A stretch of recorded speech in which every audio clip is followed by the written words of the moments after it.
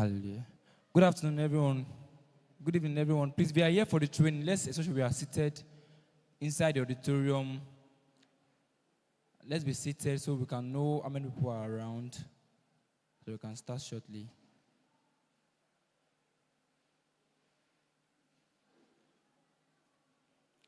If you are here for the training, please ensure to be seated in the auditorium.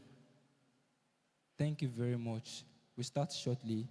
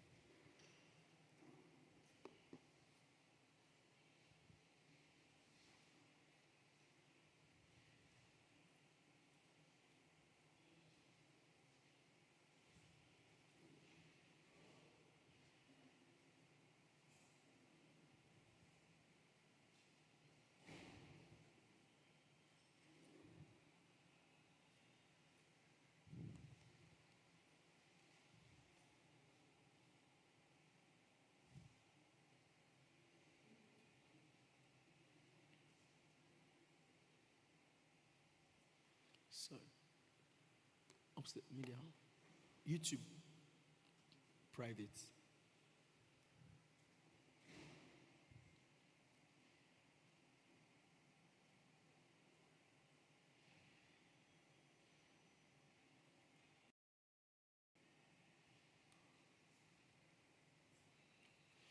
Wow, okay. Good evening, everyone. Yes, I want to especially welcome every one of us to the training today. And I believe that we're going to have a good time learning and sharing together. Let us pray. Father, in the name of Jesus, Lord, we want to say a very big thank you today. We appreciate you for this wonderful time together, learning, sharing, and understanding how to build systems, structures for sustainable growth and structural, organizational advancement. Lord, I ask that you will help us and give us insights. Let everyone be blessed in Jesus' name. Amen. Praise God. So basically, because of the curriculum that I have, I want to ensure that we're able to get everyone to learn and participate fully. I will see how we're able to do some practical talks around system structures and all that. Now, basically, what I am trying to achieve with this is to help us understand how to build systems that work. So, I will be using the church system as a case study. In other words, you are able to apply it to any other system, any other organization. So, whatever it is that I share with us, you liken it to something in a business environment or any other opportunity to lead a group, and you want to ask yourself, how do I make sure that we have working systems here? So, for us as a church, some of the people who need this most are those that are in the administrative team, those that are heads of departments, and those working with leaders in their various departments, or business owners who own businesses and want to be able to know how to get effective systems for structures and systems for their business. So that's exactly what we're going to be achieving today. So let me just do a little bit rundown on a few things. Some signs that show that you don't have a very effective system. You know, there are signs that show that you don't have a very effective system. One of the key signs that people lack systems that are effective in the organization is where people run the system organization and things are not documented. So only one person knows a particular thing. If that person is not there, no other person knows what to do. That means you don't have systems. That means everything you are running is based on the memory of one person. If the person is not there, nothing will happen. Are we here together? So it's a very wrong one. Over dependence on memory is a sign that you don't have system. Only the head usher or the HOD knows where certain things are, and if that person is not around, we are very sorry, we can't trace it now. Why? The HOD is not around, the head usher is not around, and all such kind of excuses. Do we understand what I'm trying to say now? Yes, you don't have written processes. Written processes. For instance, for us here as a church, we have a written process for some of the things that we do. We have a written process. When people come to church, if 10 people come to church on a Sunday service, most likely 10 of them heard the same thing from different people that called them. Do you understand what I'm saying now? So maybe 10 different people called, maybe 3 different people called 20 people. All of them got the same message and heard the same thing. Do you understand what I'm saying? Because we did not leave it to chance to say, okay, help us call first-time guests Say, okay, no problem, I'll call them. Then before you know it, the discussion enters a boyfriend and girlfriend discussion. Or the discussion enters a business relationship. No. There's a time frame. You're not supposed to be gisting more than 2 minutes. You call the person, ask the person about the service. What you're supposed to say is already written. Is that not? Hi, my name is from Potter's Transformation Christian Center. The kind of things you are supposed to ask is highlighted so that you are not expected to cross boundaries. If you cross boundaries and it begins to go to any other direction and it is known, eventually you'll be held accountable because that's not what we asked you to discuss. Are you getting what I'm trying to say here now? Yes. People go for visitation, and when they go for visitation, it turns to discussion about Nigerian football. That's rubbish.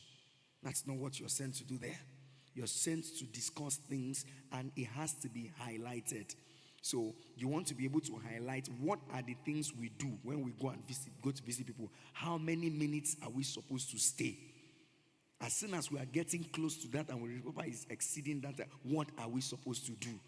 So you eventually get to the place and you just greet the person, check, and the person begins to try to take you to the question. You bring it back. It's just like evangelism. And somebody's trying to drag you out of the talk, take your preaching from you. You hold your preaching because you know what you came to offer. So where there is system, people know what they are going to do there. They were supposed to go there. We're not supposed to start gisting or gossip or anything. We're supposed to talk about the church, pray with the family, ask them how they are doing, and tell them that, oh, pastor asked us to reach out to you, and that's why we're here. And they're like, oh, thank you very much. Oh, say me well to pastor. It's okay. God bless you. We've done the work, and we're back. Some other people go there, they cook rice, they will eat. Breakfast. Then before you know it is lunch, they eat. Before you know it is dinner, they've eaten. How do you explain that?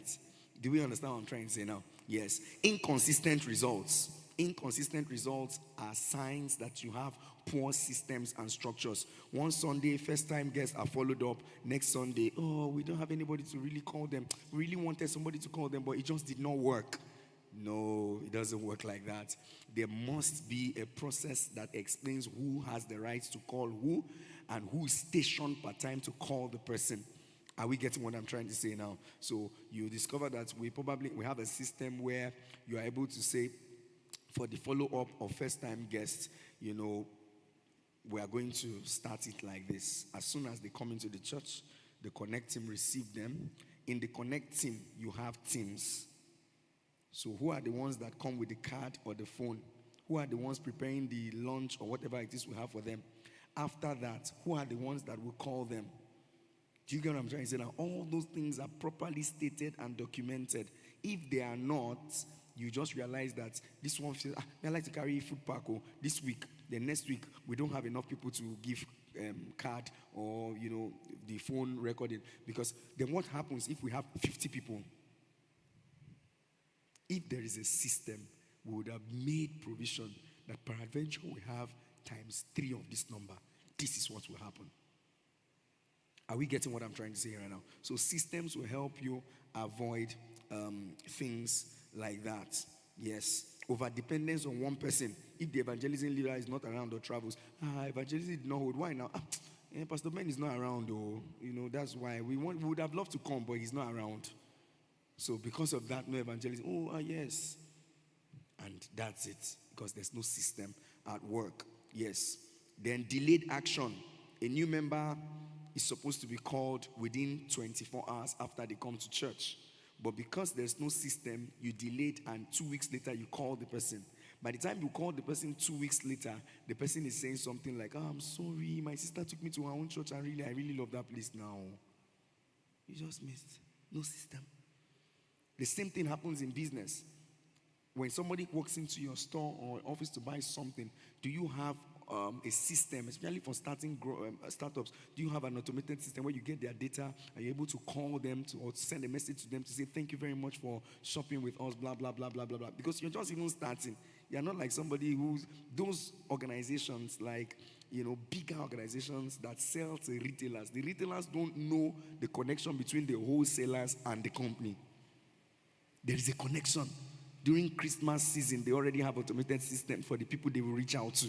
Those ones are the ones helping them sell. Then wholesalers sometimes connect with their own retailers too. And I they buy something from my hand, though. No worry, Christmas I go settle all of now. There's a system of reward. That's why you are seeing that kind of thing happen. If it doesn't, always strive.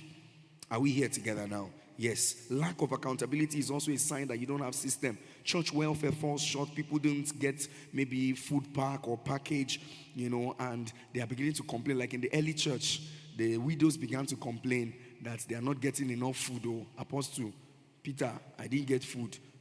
Peter now said, see, we have to do something about this. What do? He said, let's put a system in place, get deacons to handle all these petty matters, and let's give ourselves to the ministry of the word and prayer. So they elected 7 people, and these guys faced that assignment. They set a system in place so that if you don't have food, don't go and meet Peter. What is Philip doing there? What is the rest of them, and whatever their name is? Do you understand what I'm trying to say now? Because they had to set a system. And the next thing you see, the Bible says that the church grew. Are we getting what I'm saying? I just want to build. I'm going to show us a lot of things that will point to systems and all that. Constant firefighting. On Sunday morning, ushers are still looking for, chairs that they kept somewhere. Where do we keep the chair? Are we supposed to put it here? Or they don't know have a system on how to arrange chairs. So if a particular member of the ushering team we don't know how we are going to set the chair. Is it 11 or 12? This week we said 10. Next week we said 12 here. Next week we said 14 here. So anytime you come to church and you watch the pictures, discover that there's scanty here this week. They're like that. Here this week. Yeah, like that. It happens. And sometimes we know it, but if the person who is not part of the system does the setting, you will notice something is wrong. There was the day I came around and I realized that the chair here is like this, the chair here is like that. Some big gap. In my brain, I was seeing gap while I was talking. You getting what I'm trying to say now? I knew that it must be somebody who's not really a part of the system that did this particular thing. Are we getting what I'm trying to say now? Yes. So, another thing is that growth will now cause a breakdown. Yes. All of a sudden, you realize that there's a large influx of people and we are running helter-skelter. Hey, we don't know what to do. We did not plan that they're going to come. No system that in case there is emergency, chairs are there. Everybody needs to get. Nobody needs to say, we don't know who help us. Let's call pastors now. Let them come and help us carry the chair. Or see, all these media people, leave all this camera. We don't need camera now. Let's go and carry chair. There must be a system in place for those that will handle a particular thing. Do you get what I'm saying? You can't tell the people in sales to leave sales. And because you see, we realize that there's a massive surge in the off shop right now. Then you tell all the people that are doing operations and other things, maybe those that are in HR, say, come out, just help us to sell. Let's just do it like that today. Do you understand what I'm saying now? If they do it like that today, then tomorrow you say, accountant, see, leave counting money now. Let's just put in the money in the nylon. When we finish selling, we'll know what to do. No systems. If their system is in place, you will notice with data that the number of people coming into the store have increased over time. The number of people attending to the customers also less compared to 5 people per customer. Are you get what I'm saying? Or 3 people per customer. Now we're having like 10. That means we can't attend to all these people. We need to employ somebody else to come in. Do we need 2? Do we need 3? All these things will come as a result of the data that you are getting as a result of system. So in that organization, we have data. We check and we realize that the number of people coming to the store now, they're like 20. And we have only 2 people attending. And we realize that this process is delayed. Have you been to fast foods before where you realize that we are too many on the queue and they just have like 3 people there? And they say, because the food is very sweet, that's why people are coming. No, that's not like efficiency. You are not efficient. You can still get more people. The food is sweet. Yes, we're enjoying the food. But can't you just look for how to get more people to attend to this thing? Are you getting what I'm saying now? So people think systems so that they are able to handle all the kind of unexpected stuff that can come into the system, into the organization. Are we here together? Yes. So let me give some further examples. For instance, maybe in a worship planning in church, last minute song selection, the multimedia doesn't have the song. They ask multimedia why they don't have the song. They say the song leader that's supposed to send it didn't send it. They say, okay, song leader, why didn't you send the song? Nobody told me I was supposed to send song. I just thought I was supposed to sing. Okay. Choir mistress, why didn't you? I'm really sorry. I was not feeling too well. That's why I didn't. So all those excuses will keep coming. At the end of the day, next week, we get to that point and say, this week, it was not my own fault. It was the head of multimedia. I sent it. Then the head of multimedia says, I got it, but I was sleeping. Are you getting what I'm saying now? These are lapses when you don't have systems effectively working. Yes. So, which other example? Okay, maybe social media team. They don't have calendar for events. They don't know when they're supposed to post. They don't know when a particular person is supposed to respond online. Are we supposed to respond to the messages? Who responds to the message? When the message comes, does the person respond just the way the person feels, or the person has been trained on how to respond? Are you getting what I'm saying here right now? So all these things are things that have to be put in a system, or else you just discover that we are struggling, we are stressing ourselves, we are not achieving so much of results. Yes. So let me move into systems and talk about it this morning. Foundations of systems and structures, especially in ministry. Let's use it as a case study. So a system is simply an organized way of doing something that gets you a consistent result. Very simple way to do something and you get a consistent result. In a business, somebody walks into the store, yes. Somebody attends to the person, yes. The person pays to the cashier, good. The cashier, after the cashier does the accounts for the day and eventually sends it to who? Does it go to the bank? Does it go to the boss? What does the boss do with the money? Who buys things again? Procurement. Are you getting what I'm saying now? So you check all the system. Okay, we have done sales today. After we are very sorry. We didn't even realize that we don't have goods again. How? Does it mean that nobody is taking records of what we have? Are you getting what I'm trying to say now? So all of a sudden we just realize that we don't have Milo again. We don't have, custard again. Somebody should have checked all those things. So do you have, inventory? At the end of the day, we get to know how many we sold for the day, how many came in. But the same thing with church. It's a very practical thing. It happens in church also. So a system is a clear recipe that anyone on our team can follow to get the same good results every time. Yes. So she has a food shop where she sells food. Then people like your jollof rice, but you are the only one that know how to cook the jollof rice. But you have a special recipe that you use. You have your condiments and everything. Every time you cook the jollof rice, it's always spot on. Every time you are not around, they will close the shop. You say, why? Madam, no deal. We no go fit. Nobody go fit cook the jollof rice. I get her, she dey take cook, and God give her that gift. It sounds like she's very strong, superior, but the business cannot grow. So if she's not around, nobody will buy food. So if they decide that they're going to take that business from where it is and to another state, another location, how will it run? Madam, go they fly like witch, go they here today, tomorrow, go they Oshobo, go they cook rice? Never. There must be a system in place where she has organized her recipe, whether she doesn't want people to know it, whatever, you put it in such a way that you have done the full stuff. How many minutes after the rice is on the fire before we put pepper? Do you know that alone can affect taste? So the people who do those things understand already that as soon as it is 10 minutes to the whatever it is, you put this particular kind of condiment. When it gets that, you mix this one together and put it. Allow it steam for 15 minutes, you bring it down. All those things so that we will get the same jollof rice. Not that tomorrow morning will come, it's tasting like jollof. Tomorrow is tasting like off. Next tomorrow is loaf, and everything is scattered. Are we getting what I'm trying to say here right now? Yes, so that's what it means when you say you have a system. For instance, again, you take water in. Are you afraid that the water you took in will come out from your eyes?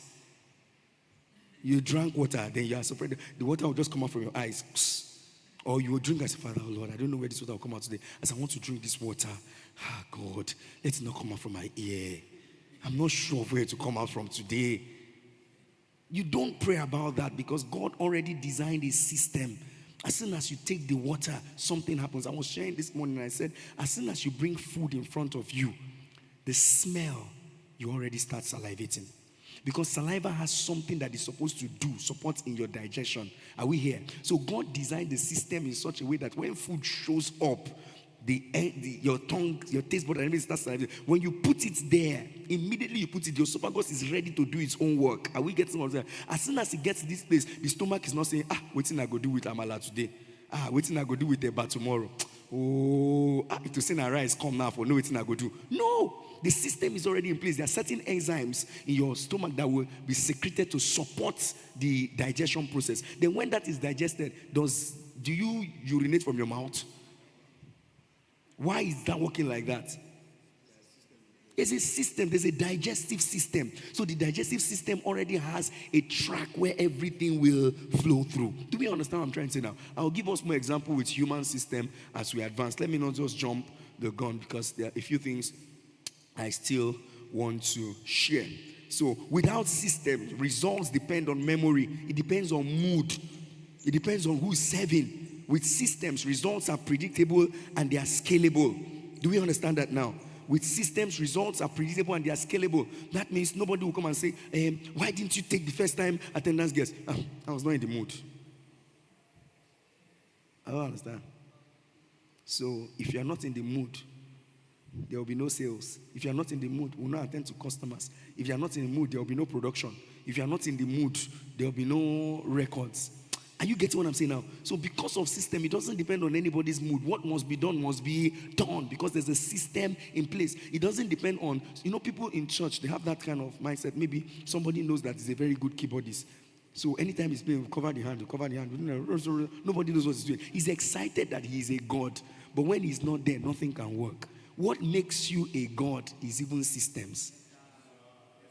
Do you understand what I'm saying now? That you can put everything. Look at how God made everything. That's why he is God. He has organized everything in such a manner that the rain will come and it will go like that. You understand what I'm saying now? There will be evaporation. Before you know it, another season has entered. Things work like that. Anything that cannot work and is totally dependent on a particular person, it will never make any sense. It cannot live to die. Are we getting what I'm trying to say now? Yes. So, Exodus chapter 18 from verse 17 to 23 shows the story of Jethro and Moses. Now, Moses was used to hearing God, always hearing God, and had that encounter and personal relationship with God. But somehow along the line, Moses did not realize that he was beginning to run a system that would kill him. He was running a system with a church of over 500,000 people, and he was the only pastor, the only counselor, the only judge, the only teacher, the only everything. Who hears God? Moses. Who counsels? Moses. Who will preach? Moses. If anybody wants somebody to pray for them, who will pray for them? Moses. So Jethro came one day and he was just looking at everything. Then he saw a serious queue and Moses sat like a god. Like, oh, only me. Then Jethro looked at him and he said, can I talk to you? Oh, yes. You want to join the queue? He said, no, I don't want to join the queue. I want to talk to you. He said, yes, sir. He said, the thing that you are doing is very wrong. And if care is not taken, you will kill yourself. And this, my daughter you have married, will become a widow. So I don't even want you to die before your time. I will give you advice. And after I have given you this advice, I will leave you to God that you see face to face. So there are some things that we can see God face to face, but he will never tell us. He will leave it for us to listen to some people that will help us do those things. So despite the fact that Moses could see God face to face, God did not discuss delegation with Moses.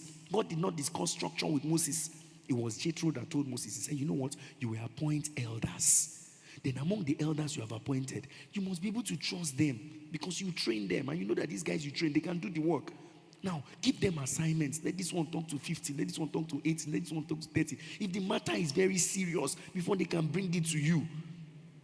Imagine all the counseling in this church initially. I can do all the counseling when we just started. Because I will even be sitting and nobody will come for counseling. You don't understand. You will sit, you will sleep from there, you will sleep like this, you read your Bible, nobody is coming for counseling. Why? Because it's just starting. By the time it got to 100, I could still manage it. In fact, at 200, I could still manage it. But by the time the church began to increase, you have moved from 500 to 1,000 thereabout. It calls for serious attention because I want to see pastor. I want to see pastor. I want to see pastor. I want to see. So if it's not pastor, if it's not anybody, they say yes, yes, yes. In fact, God laid it in my heart. I have to see him.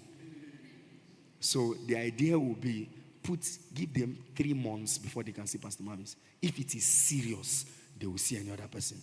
If it is not serious, they will wait 3 months later. We'll schedule the appointment and they will see. So a system has to be created where it is those who really need that thing that will be able to move. If not, I could sit doing counseling and feel like I am doing God a favor, but I am talking to men. I am not talking to God.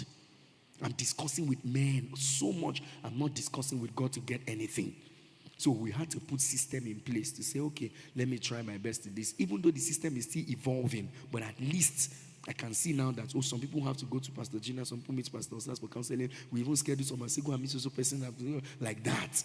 That's what it happens. But even though the system is not yet at its best, but it has relieved me. Now, it becomes a system if there is a process where the counseling request drops. Who takes it on from the place where it dropped? Who does the division to know who to counsel who? Who schedules the appointment? And what is the latest time that appointment must be scheduled, or else you have kept people waiting unnecessarily? If the mail drops count within 24 hours, there must be response. Either you are telling the person that we're going to get back to you.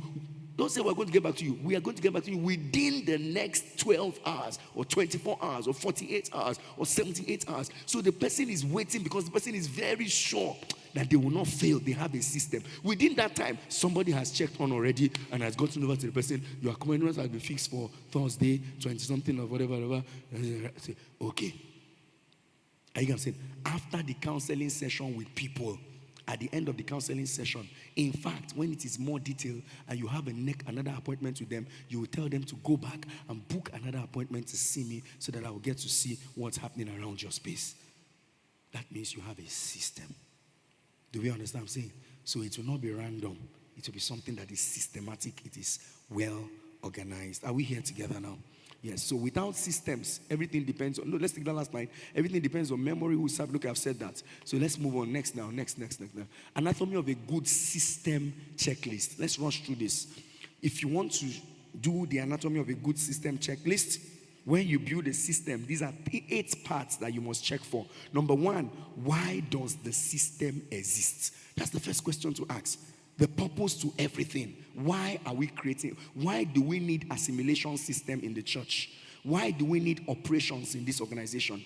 Why do we need accounting in this organization? Why do we need HR in this organization? Why do we need prayer in this church? Why do we need evangelism team in this church? Why do we need a counseling system? The why is very, very important. Every system must connect back to the original vision and the mission of the church. Because if you create a system that is not serving the vision or the mission of the church, it will be doing something else. Are we getting what I'm trying to say here now? It will be doing something else, something entirely different. And at the end of the day, we are having activities, but we are not achieving our goal. We are not going anywhere. Why do we have a particular... Do you know a program can be very successful in the church and you cancel the program? The success of a program is not the success of the vision. Except that program is tailored to suit the vision. So I can do a very big program and people are excited and say, Pastor, let's do it again. Let's do it again. I say, why?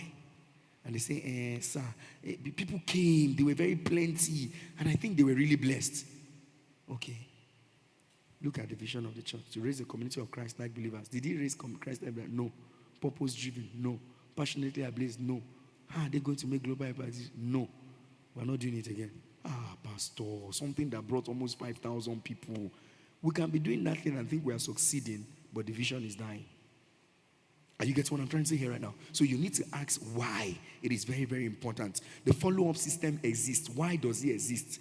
Because we are supposed to have first-time guests become family members in the church. So why do we have a follow-up system in church? We have a follow-up system because first-time guests are supposed to become members of the church. Is that not? So the goal of the follow-up department is to follow up people to the point where they now join PFLA. PFLA 1 will push them to PFLA 2. PFLA 2 will enforce them to PFLA 3. So that when we are choosing leaders in this church, we are not going to pick PFLA 1. It is from PFLA 3. So if we have leaders that are not in PFLA 3, it is because we have bridged the gap and there is a leadership gap. We have not trained enough people that are strong enough to come in there. How did this person join workforce without doing PFLA? No system. No system. Because if there's a system in place, there's no way the person comes into the workforce without having gone through PFLA. And before you know it, you have a large number of people who did not do PFLA. They're in workforce and they are going against the rules of the church. They don't understand the procedures. They don't understand loyalty. They don't understand how to honor. Nothing. Because the system designed would have trained in loyalty, would have trained in honor, would have trained in many things. So other people are saying, oh, they are calling pastor, maybe PM or something. Then the person is saying, Alagba, something different. It doesn't even know that there's something that they are called in that place. Are we getting what I'm trying to say here now? Because they didn't go through the system. Yes. So let's continue now. The first thing is purpose. Number 2 is what? Trigger. What starts the system? Your digestive system starts as soon as food enters your mouth. Your body does not start thinking, waiting I go do, the eba don't enter, waiting I go do. No, it doesn't work like that. As soon as first time guests come into the church, the follow-up system is triggered immediately. The follow-up card touches the hand of that person. The system has started. PFLA system starts immediately the person applies online. Immediately the person applies online that I have joined PFLA. It has started. What next? People will follow them. What next? Put them into a WhatsApp group. Is that not? When we put them into a nice group, what's next? Announce that PFLA is going to start at so time. Tell them to be patient in the group. If you need to lock the group, you lock it. Because some people will start posting their products and their services. Adverts will start. Publicity will start. Many things. So you need to know what will happen from A to B to C like that. Are you getting what I'm trying to say here right now? Yes. So, trigger a clear entry point so that the system runs automatically. When a first-time card is received, this triggers the follow-up system of a church. Now, let's give an example. What other system do you think and what do you think triggers the system? For instance, evangelism system. What triggers the evangelism system?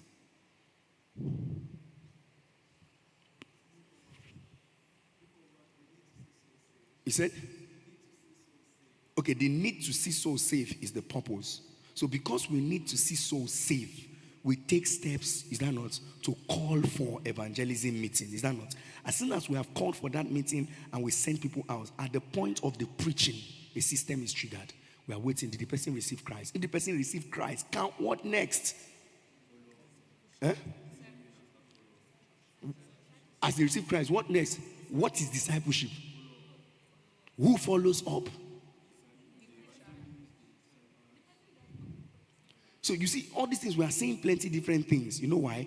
We don't know what it is. But if I bring the one for church now, clearly documented, you will naturally see what will happen. You know who's the person. Once that person called, if I am the preacher, I have preached to the person, and I tell the person, I have received Jesus as my personal Savior. Oh, thank you very much. What next am I supposed to do now in church? That number is supposed to be passed on. You understand? There must be a system, a pool that holds the number. Even though that person is still following up. Am I making sense now? You want to see that the person will do PFLA. Is that not? That's the next normal thing. Or you join a small group first to even belong to the church. The person does PFLA. Are we here together now? Then when the person does PFLA to join the department, the, what do you call it now? Workforce team, their own work is triggered. As soon as PFLA is ending, the assignment has started. We want to pick these guys up from here. When they pick the guys up from here, they move them to the hands of what? HODs. As soon as the HODs get it, their own work has started also. Are you getting what I'm saying now? So every team has something that triggers your work, and who does it? Many of the systems in church, these people exist, but they are not written down. That's why it's not still a system. At best, it is a memory thing in somebody's head. Until it is written down, until it is clear, until if A is not there, B, C, D, E, F can do it. It is not yet a system. Are you getting what I'm saying now? We come for prayer on Thursday. Say, who's supposed to lead prayer? I don't know. Let's call Pastor. Thank God. Hello, sir. Sir, who's supposed to lead prayer today? Hey, I'm at Selena, sir. Oh God, I did not remember. Wait, I'm coming. Hello, Pastor Ben. I went for delivery. My goods have not arrived. Hey, oh God, what am I going to do right now? I said, no problem. I'll get back to your girl. And call. I know. Hey, sir, I'm actually washing my clothes. I didn't even remember that there's going to be a meeting today. Then he said, okay, who is in church with you people there now? He said, there are about 5 new people, and there's a particular guy that's in ushering department. I don't really know his name. Give him phone, let me talk to him. Hello, brother, how far? Say, yes, sir. You know what? Just start the prayer. Just start to sing song. When you finish singing song, just bless the people. Let us pray for Sunday service. Sunday service is coming. We're also going to pray for pastor. Pray for pastor. Pastor need a lot of prayer. No system. Do you get what I'm saying now? No system. It's so bad that they cannot even record how many people came for their meetings. Many departments don't have records of how many people came for their meetings for the past 3 months. To know what to do, whether they are increasing or decreasing. It just surprised them that the department has closed. They say, I'm surprised. You cannot be surprised. You don't have a system. Number 3, steps. What exactly happens in what order? Write it down like a recipe that you're using. Just imagine cooking and you just cover that the first thing is that you buy rice. The second is that you're going to wash the rice. You parboil the rice while the rice is boiling. Are you getting what I'm saying now? While the rice is boiling, we already have our recipe. Somebody has cut the pepper. They have done the slicing of these. There are all those things. What comes in next? What goes in like that? There must be steps. Steps. Let's use this one now. Step 1, send a welcome SMS. When people come into church, 12 hours after they come into church. Thank you for coming to Ponders Transformation Christian Center. We're so excited to see you in church. I hope you enjoyed our service. We look forward to seeing you again. God bless you. Second step, within 24 hours, somebody has called. Hello, my name is Margaret. I'm from PTCC. Wow, it's nice to see you in church today. We're so excited that you came around to church. I just wanted to ask a few questions. I want to ask a few questions. And the person says, go ahead. Yeah, the person tells you whether it's the department. You have something that will work with, is that not? Whether it's this that I want to do, whether it's that I want to do. Do you mind us joining a small group? We have something that's called PFLA, blah, blah, blah. The person says, oh, yes. If the person says no, we have where to put them. If the person says maybe, we have where to put them. If the person says yes, we know what to do with them. So we have it clearly spelled out like that. Then you assign to a contact leader. This person is supposed to follow up the person for 4 weeks or 3 weeks. Is that not? After the 4 weeks and the 3 weeks, after sometimes pastors are supposed to call those people again and pray for them, just thanking them. So 1 month after the person comes to church, people are still connecting with that person consistently. It is difficult to just run away from such a place if it is done effectively. Are we getting what I'm trying to say now? Yes. So the next thing you are going to ask when you are doing all this, number 1, I said, is purpose. Number 2 is the trigger. Number 3 is the step. Number 4 is role. Who is responsible for each of those steps that I just mentioned? So that you not say, we didn't know. She was supposed to call now. She did not call. I'm sorry. Next week, we have not called for the past 4 weeks now. No, who is responsible for that? In every organization, they know who is responsible for a particular thing. The gate man knows what his work is. Who to on the generator is not a surprise. It's only where there's no system that somebody will go and on generator without checking oil. If there's a system, somebody knows that the first thing to do when you get to the generator is to check the oil gauge. Check that. I've done that. You come back and you say, I've checked it, everything is intact. Okay, go ahead and start the generator. But when there's no system, I didn't mean that. I just wanted to on the gen. I saw people were in church. It was already time. Good intention, poor systems, you destroy everything. So sometimes people have good intentions, but because poor systems, everything will be messed up. So timing, how long should each step take? How long should each step take? You are running a department, maybe visual media department now. Who's supposed to handle camera today? If the person handles camera, who's supposed to do the editing?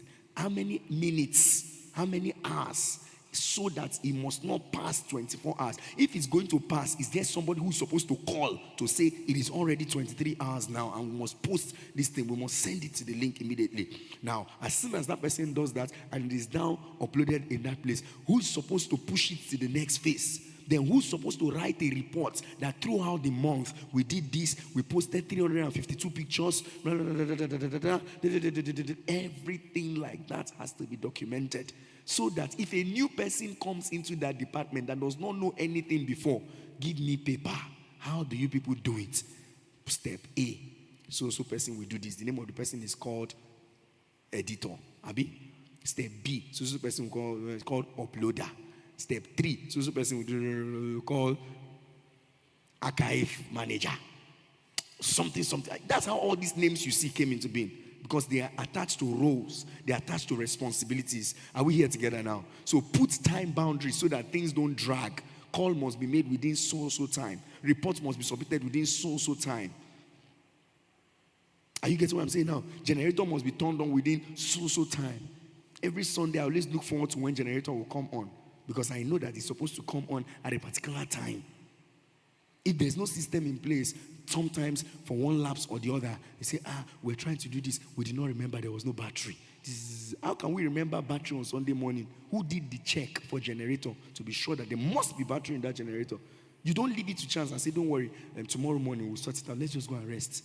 Never. What if you wake up tomorrow morning and the person who's supposed to bring the battery say, I had a slight headache so I couldn't come. And all the battery vendors around town did not show up. What happens to service? Are you getting what I'm trying to say now? So everything about the generator must be set not less than 12 hours before service. And you start counting that 12 hours from 6 o'clock that evening. If it is not there, we will not go anywhere until we get it. That's the only way you get results. Is it making sense now? Then quality bar. What does good look like? You must ask those questions. Define the expected standards. Every caller must use a script, pray with the person, and invite them back to church. So you have standards. If you call, for instance, this is called departments now. I will use evangelism a lot and connect so much in some of the things that I'll be saying. But other departments and other people can know how to apply it to what you're doing. So when you say somebody did very well, what do you use to measure it? You understand what I'm saying now? For some people in organizations, they say there are key performance indicators. You know the things that you did that shows that this is work has been done. Are we getting what I'm saying? So you check the thing. Every caller must use a script. Pray with the person. So if you use a script and you invited them but you did not pray with them, we're going to mark you 2/3. If you did not use a script, you prayed and you welcomed them back, it's still 1/2/3. If you did not do any of them, but you called the person, so what were you having the person? You say, I was just asking the person how the service went, and he said it was very, very fine. What else? Oh, nothing. In fact, we ended, he really prayed for me, he blessed me a lot. Have you done the work? I called. Called to say what? They prayed for you when you're supposed to pray for them. I don't understand. So you are supposed to follow that, so that when next another person does it, it's the same thing the person does. Are we getting what I'm saying now? You get email from your bank on your birthday, bank that you are not sending money to again. Why? Because they put your name in the system permanently. There's an automated process that will make you keep getting email. Sometimes you are excited. There's no excitement. It's an automated system. You say, it's a specific, my name was mentioned. It's an automated system. They care about me. Even church did not even call me. Church did not call me, but my bank of all things, they reached out to me. They sent me a message. Church did not call me. It's an automated system. But you see the impression it gives to people. It makes them feel like they are cared for. Are we getting what I'm trying to say now? That's how it works. So, get this right. The next one, very strong. Every department must know this. Measure. How do you know it is working? Track outcomes so that you can evaluate. How many first-time people return to church? If I ask Connect Team now, they will have to go back to their system. How many people came to church in 2024? How many people said yes? How many people said still considering? How many people said no? That is what we'll use to check how many percent of people that said yes eventually stayed in church. How many percentage of people that said no eventually later came back to say yes? Some people will say no. Let me see whether they will call me. After 3 weeks of calling them consistently, they are carrying church. Yes. Do you get what I'm trying to say now? So people are very funny. And that's why sometimes when people say no on our system, we don't trash them. We still add them to somewhere where they can get message again. They can still get something again because you never can tell. So you need to understand, how do I measure it? If you run maybe meters and greeters team right now and you say how many people stood blah blah blah blah this morning, how do I measure if we are doing our work very well? Do you now do an evaluation in church? The meters and greeters team, people will now say how many the effects of their service on them, on the church members. But you know, a lot of people usually comment so much. And what really got me up when I was coming at the gate, the way they were greeting me, I really liked it. Do you understand? Now people like all those kind of things. So they should be able to assess themselves. So if we do a survey or an evaluation and we have 50 people fill the form, if 30 people say that they really like the way they welcome them, that thing is working. If people say that they are not doing anything there, we'll trash it. We don't need it again. So how do we know if we continue to need meters and greeters or not? If they don't do a report and evaluation system, if there are no systems to measure what they are doing, we'll just keep them there until they are obsolete. They are not useful again and they are still there. So they must be able to create a system within their own place that helps us know their usefulness. They can say, this is why we are still useful in this church. This is why we are needed. This is why we have to be here. Even though our work is not the obvious one of setting sound and shout and other things. Are you getting what I'm saying now? Yes. So sometimes many of us would have seen where I will put something in place and I'll tell them, let them do check-in, midnight prayers. The departments have to do a checklist of those who joined and those who did not join. Because it is nature of human beings to fail. Human beings will not do things if you don't put systems in place that check them and even discipline people in some instances where they fail to do a particular thing. Is anybody getting what I'm saying here now? Yes, so let me just rush through this. So get this and let it sink. If it is not written, it is not a system. It is just a memory. Anything, no matter how you are doing your business, if it is not written, it is not a system. Mr. Tunji, do you hear what I just said? You are doing your business from morning to night. If things are not written, it is not a system. It is not a system. What should your secretary say when somebody comes into the office? Oh, welcome to Extreme, blah, blah, blah, blah, blah. We're so glad to see you. Or next tomorrow, the person will say, Alpha, sit down. Are there things that they're supposed to say? When somebody comes, the first thing you do is this. You see them, you offer them a glass of water. You offer them a cup of coffee. You offer them something. There must be that thing. So that if a new person comes, just read it. The person knows that I will greet. I will tell them to sit. Do you care for coffee? Water? We have coffee. We have water. We have this. Say, oh, water, give me water. Say, okay, take. While the person is sitting, what next? Present a catalog. So you present the catalog. The person starts going through around. If it's a digital stuff, the person starts swiping. Ideas are already coming on the whole styles and the posture and everything. And the person is saying, wow, seriously, that's why I like these people. And it's there. AC is already chilling on the person's head. You go pay for all the thing. You just did yes, down, they watch this thing. By the time the person is doing all that, then, give the person 3 minutes before engagement. Then you go there and you engage the person. Say, wow, my head is really full. Yeah, so what do you think? I saw a particular style here. I want to sit like this and cross my leg. I want to put my head like this. Good, no problem. Everything is set. Do you understand? Then you start organizing that for the person. It will happen again and again and again. Somebody will think that is that sales girl that is very nice. No, we wrote it on the paper. And we know how many minutes you should engage. We know that they are going to most likely smile on the person's face. Then you attack. 3 minutes after then you attack. You discover that it's happening again and all our customers are saying exactly the same thing. It is a system. It's written down. If not, one person will do it. For the next 6 months, nobody will do it. Until you employ somebody else who has the same spirit and will never do it exactly the same way. It is not a system if it is not documented. If it cannot be done exactly the same way. It is not Amala University.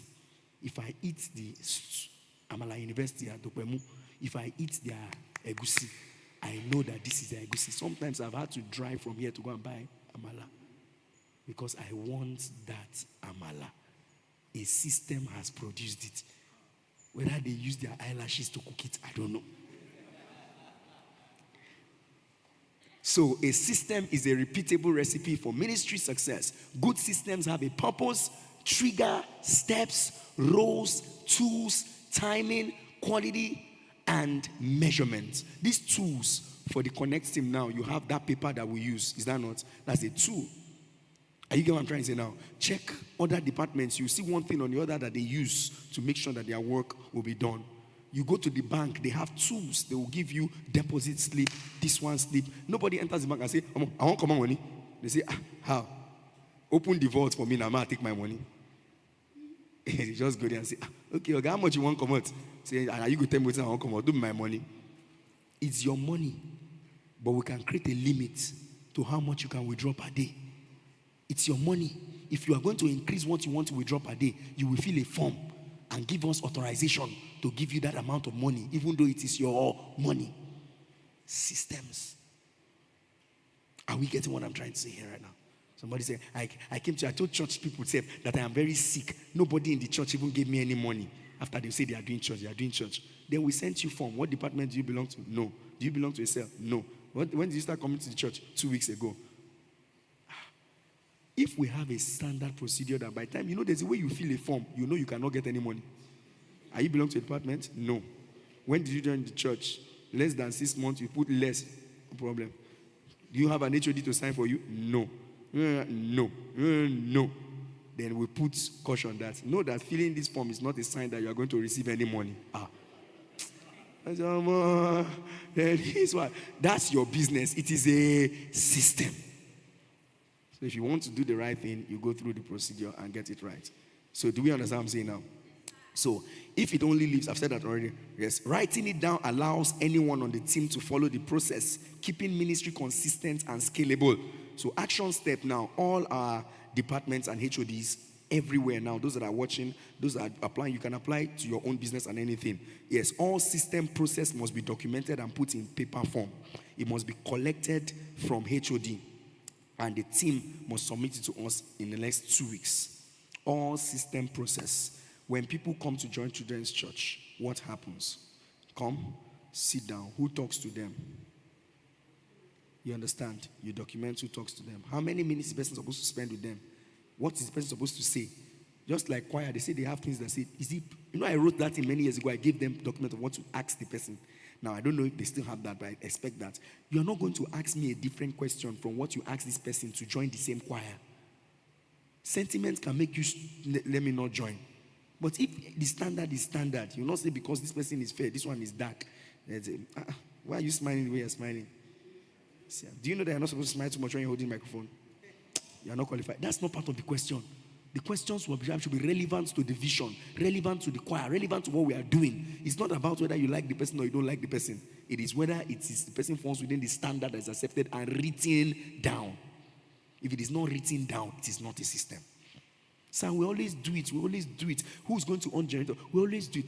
One of the things I realize is technical department has a system for that. I see them post it on their page every time. Front of house, back of house, under the table. I see it every time. I'll see them post that thing like that. It tells me that, yes, I will be watching. Sometimes I'll see that they are following it. I see the person in the front of house. This one is back of house. It's working. That's a system. It means that they are prepared. They can't wake up on Saturday and say, we don't know who will man this thing. Because there's a system that has created, the opportunity for them to document who will do what. If a new HOD enters there, take the old form, edit the names, check who's available, put new names. System continues. The same result. But if it's not like that, the HOD on Saturday will say, hello, are you around? Okay. Who will even be in front of us today? Who will handle the console? Who will be checking the speaker? If there's nobody, no problem. Sammy, you just try. God will help you. Holy Spirit will help you tomorrow. Holy Spirit does not help you when there's no system. System gives the Holy Spirit opportunity to help you effortlessly. Are we getting what I'm trying to say now? Yes. You run a business. As soon as they call, who picks the call? Mrs. Victoria. You pick the call. When you pick the call and they tell you what they want, immediately they tell you what they want, you start picturing the person that's supposed to be there. If you employ teachers, do you tell them standard procedures of what they must say, what they must not say, what they must do? Do you have it written? Because if that thing is not written, and for whatever reason, you are not there to do that particular thing, and somebody has to quickly help you, they can't help you. Nobody can help you because your help is in your heart, it's in your head, it's in your memory. But if your help is outside, you can tell somebody, say, just go to my bag. There's a particular book there. Open it, you will see. That's the standard procedure for employing staff. The person will read it. Oh, okay, no problem. No problem. You will now ask the person. They can even help you handle employment in your absence, because all the questions you want to ask whoever you want to employ is already written. If all the questions are in your head, nobody can help you employ. If they help you employ, you will not like who they employ for you. So those things you wrote are the standards for what you want and the kind of employees that you want. As soon as it is written, a system has been created. As soon as the procedure is documented, it is called Standard Operating Procedure, SOP. It is documented. They can operate with it over and over. Are we getting what I'm saying together now? Yes. So, Bible says in Habakkuk chapter 2 verse 2, write the vision, make it plain on tablets so that whoever reads it will be able to do what? Run. Anything you have not written, nobody will run with it. So run, write. So you see a business has started here and that same business is running in 50 locations. Is the CEO omnipresent? What is omnipresent? The system, the procedures, the documents. Are we getting what I'm trying to say here? Yes. So let me compare system to ministry, human body, then I'll move to the next thing for today. So just imagine your circulatory system. The purpose of the circulatory system in the body is what? What's the purpose of the circulatory system in the body? Huh? Circulate blood, is that not? Oxygen. You know oxygen is important. The blood oxygen has to be oxygenated. You know the blood that comes back to your body, it's low in oxygen. At the heart, it will now be oxygenated. Are you getting what I'm trying to say now? Yes. Then nutrients, all the food that you ate, it has been dissolved and all of them will also pass through and enter. Then the circulatory system will circulate it to every part of the body to where it is. So that is the purpose, is that not? Then in a church system, let's compare, that is like the communications and the pastoral care that circulates information so that there will be balance in the whole body. Now without that, people will be starved of information. They don't know the next step to take. They don't know what is next to do. Members will feel isolated. I didn't know there's not going to be music service. So I didn't know there's going to be... Why? Because the system that is supposed to circulate information did not circulate information. If it circulated information and did not put the oxygen of the information, time, date, where they will meet, it still will not work. So the circulatory system, everything puts it so that you know the time, the date, where we're going to meet, and how everything will work. And it is supposed to be documented. What am I emphasizing? Documentation. Respiratory system. Now the purpose of respiratory system is to bring oxygen, take away carbon dioxide, and keep the body alive. The respiratory system of the church is prayer and worship. Do you know prayer refreshes us every time we pray? We feel refreshed. Every time we worship, we feel refreshed. Just imagine we come to a church service and the church service, hear the word, go. Hear the word, go. Hear the word. When we come, sit down. Okay, today Genesis chapter 2. I talk. We hear the word, we go. Sometimes it is not just the word. People feel refreshed when they just sing and worship. Some people finish praying and their burdens are lifted. Am I making sense here right now? So that is what the system does. So without prayer and worship, church will suffocate, even with a very intelligent teacher. Are you getting what I'm saying now? So prayer helps us to breathe in and breathe out. Gives that air. Worship gives that air. Anxiety will go. Depression will disappear. Joy will come in. Are we getting what I'm trying to say now? That's why we do it. If it is not, why we don't need it? We'll skip that. Somebody is saying sometimes that, all this testimony, let's skip the testimony. I said, don't skip the testimony. The testimony creates motivation for many people. It tells them God is working. So we might reduce maybe how much, but people need to hear that something is happening. If they don't hear it consistently, they feel like nothing's happening here. Are we getting what I'm trying to say now? Yes. So these are some of the things that I want us to put in place. So I have said it. Let me now give this illustration. It will also help us. What makes it work in your body now? For the digestive system, mouth intake, stomach processing, intestine will do the absorption, the liver and the pancreas will help with the enzymes, then will do the waste removal. True or false? Yes. In an organization, it is exactly the same thing. Organizational system, what you get is that the input, information, resources, teaching, materials, curriculum comes in, then processing, classes, training, mentoring, absorption. Members apply the teaching to their daily life. They have absorbed all the things that we have said. Is that not? After they have absorbed all the things that we have said like that, then the support organs, that is the trainers, the disciples, the teachers in small groups. That's why a church cannot grow deep without small groups. A church can grow large, but it only grows deep with small groups. Only grows deep with small groups.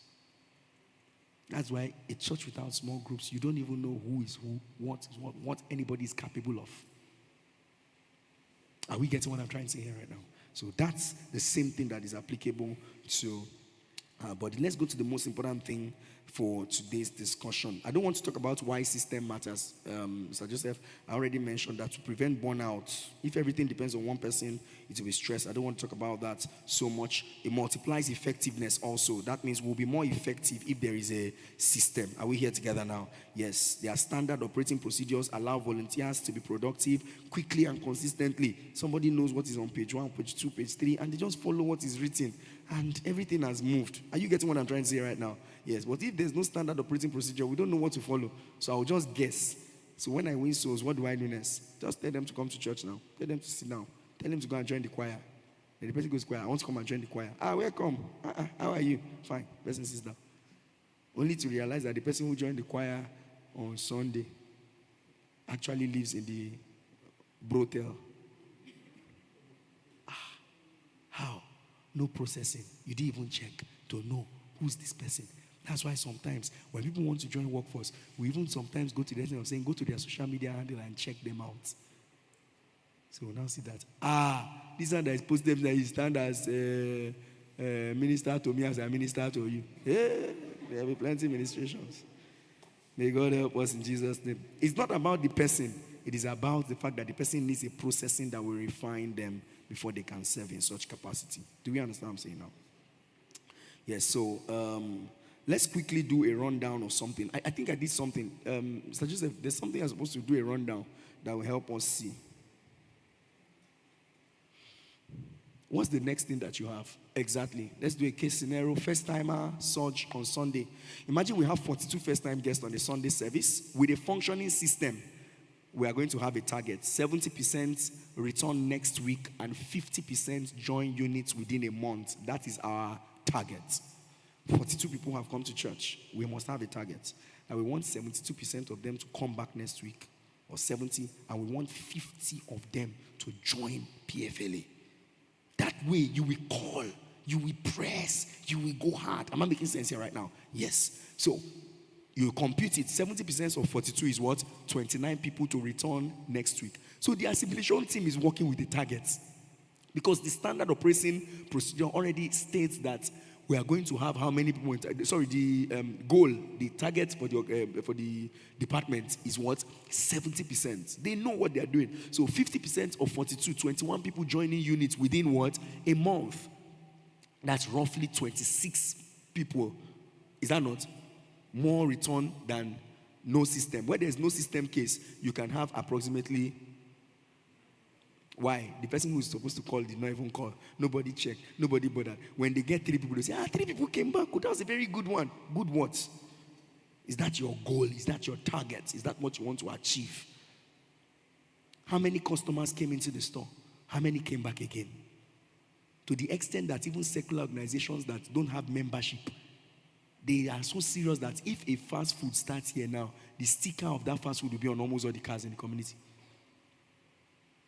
Chendon has their sticker on almost all the cars. Twin Faja has their sticker on almost all the cars. If they are paying attention to that detail, what they are trying to say is that when you drive, we have ownership of you.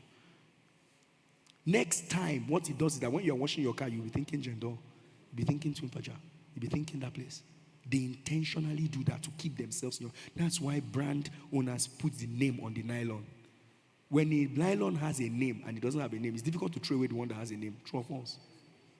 Intentionality. How would you just throw it away? You would think, look at. So you fold it again and you keep it specially. Then the one that does not have any this thing, you use to pack out the nylon, throw it away. Are we getting what I'm saying here now? Okay, let's move. Let's continue. So what is the purpose? Welcome guests. Look at this now. First time follow-up. Welcome guests, connect them to community, move them into discipleship units. The trigger, how do we start? First time card or digital registration captured. We do it here, is that not? Yes. Then the next thing is what? ushers collect card and hand to data team, but that's not what we do here now.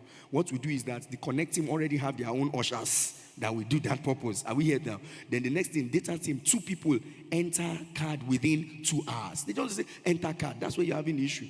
They will now say that I have not finished entering it. No, within 2 hours. So whatever they are doing, they know that I can't spend more than 2 hours to enter all these things. If we need more hands, add more hands. It's 2 hours. Communion should not take more than 10 minutes in the church. If you need more hands, add more people. You can't say the reason communion took time today is because we have plenty of people. Churches have 50,000 members and they do communion within 15 minutes.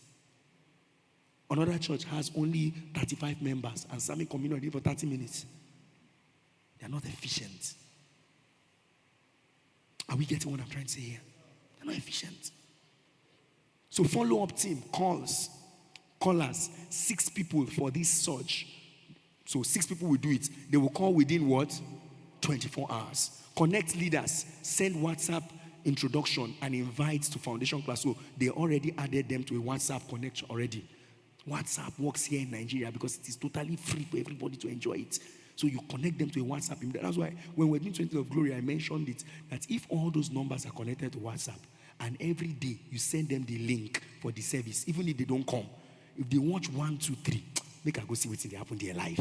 But the laziness of some people to do the WhatsApp cost us a lot and might eventually lead some souls to hell. If they had known that those people would have been saved, they probably would have done it. Are we getting what I'm trying to say now? So this is a system that is helping this thing work. If it is not, it will not work. So connect leaders, send WhatsApp intro and invite to foundation class. Then system manager, admin, audit, compliance and reports, they will check the next day. So step and timing. Look at it now. Capture at exit, guest field card or QR code form. How do they fill it? Immediately. Data team enters into their system. How many hours? 2 hours. Automatic messages will be sent to the people within how many? 3 hours. Calls within how many hours? 24 hours. Then what are we expecting to get? The measurement to know that we did well. 90% of contacts attempted within 24 hours. So if I am measuring to know whether you did very well, I will check if you called 90% of the people within 24 hours. Say, sir, this thing is a serious process. It's looking hard. It is the details that kept big organizations where they are. That is why they have data analysts. People whose job and assignment in the organization is just data. Data, numbers, figures. What do I do with this data now? What do I do with this number now? Are we getting what I'm saying here right now? Yes. So, invite. What's the next one there now? Invite. Personal invite to foundation class next Sunday or within 7 days. Can you see all those things now? So these are the things. Look at it again now. If guest returns, assign them to a unit or mini group within 30 days. Why I'm showing this, the days, the time, the everything so specific is a standard operating procedure. Measure and report. System manager receives a weekly report. Contact rate, rate of those that join, joining rates, then quality bars. Data enters within 2 hours. The target is that's greater than or less than 95, greater than or equals to 95%. Call attempts made within 24 hours. Target greater than or equals to what? 90. So if you have not called 90%, don't stop. We have not gotten what we want to do. You say, I tried one, I called them. How many did you call? I called 5. Out of how many? 30. I tried. It's not try. It's whether you hit the mark. Are we getting what I'm saying here right now? Yes. So warm call completed. Caller uses what? The script. Then caller will pray if the person requests for prayer. Greater than or less equals to what? 70% success conversion. Return next Sunday. We check again. How many of them return next Sunday? How many of them? 70. After the first Sunday, do we have a system that check if they came the next Sunday? Those people that came this Sunday, is there a system to check if they came the next Sunday? And the next Sunday, our back door is leaking. We must create a system for that. In fact, they are not supposed to collect our bag day one. They are supposed to collect food day one. The second time, you now get the potter's bag. We can decide to delay it. On second time, guests show up. We have special gift for you again. Wow. They'll show up. Then they'll get the bag. And maybe a jotter. Then the first day, they'll just get pure water and something to eat. Bottled water and something to eat. After they've eaten that one, the next time they come again, they'll get a bag and a jotter. In other words, we are welcoming you to serious work in this church. Do you get what I'm saying now? Yes. By the third time they come, we're already asking them online. Because those ones that you give back, you call them again and say, next week our PFLA class will be starting. What is PFLA?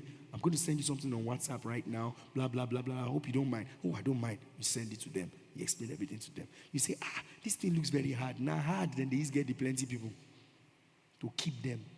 1 million people can enter. How many will stay? Do you understand? Do you know that this third term now, there are schools that paint their school building every year? You know why?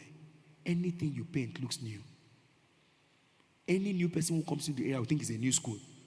Do you know that when you see a school that is painted old, you don't want to take anybody? You feel like graveyard. Nobody did here.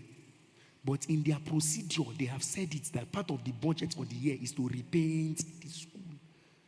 When it is third term, they can leave the banner, second term, third term. But when it's going to be first term, they will change the banner. Why? Attention, attention.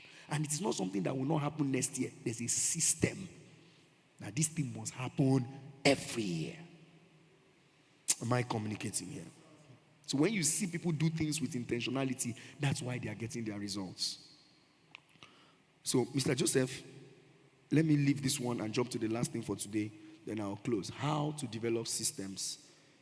We have 30 minutes, then we'll close. How to develop systems. Are we ready? Yes. I've said a lot of things already. I will help us at this point. Then we'll talk about the other things in another session. Follow it. This is the real thing for today. How to develop systems. Every system must serve the larger church vision. So if you want to develop a system in ushering, protocol, prayer, in any organization, the first thing you are going to ask yourself is the vision of the organization. How does this system help us as a church? How does it help us make disciples, serve members, glorify God? Example, the first timer follow-up system. The vision is to turn guests into disciples, not just visitors. We are creating the system for first-time guests. Why are we creating? Do you know we can run this church without the assimilation system? We can run this church without it. But what do we run the risk of having? One Sunday morning, you may not see anybody. If we run the church without a membership system, when we come on Sunday, I don't know who will pack chairs. So when we just gather the first 1 hour, brother, please help us arrange. Sister, you help us. You go to the toilet and stay there and wait. It's because we have systems. That's why I can wake up and know that people will be in church. If nobody comes to this church, if it's raining, seriously, no matter how bad the rain, I am convinced that certain people will walk their way into church. Why? They have understanding that they are workers. And they will go the extra mile, even if they have to come drenched. And I know that day too, that our attendance will drop. Why? The uncommitted people will stay in their house. So why did we create a membership system? So that there will not be a Sunday where church will not hold, whether there is rain or no rain. Those members have made a commitment. That is what they have done. So the membership system helps us have committed people that will serve the church.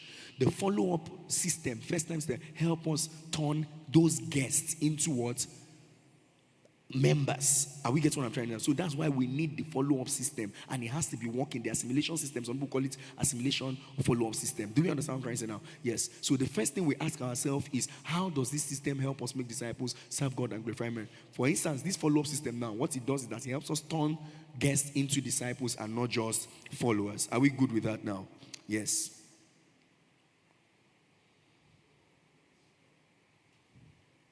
If our church does not have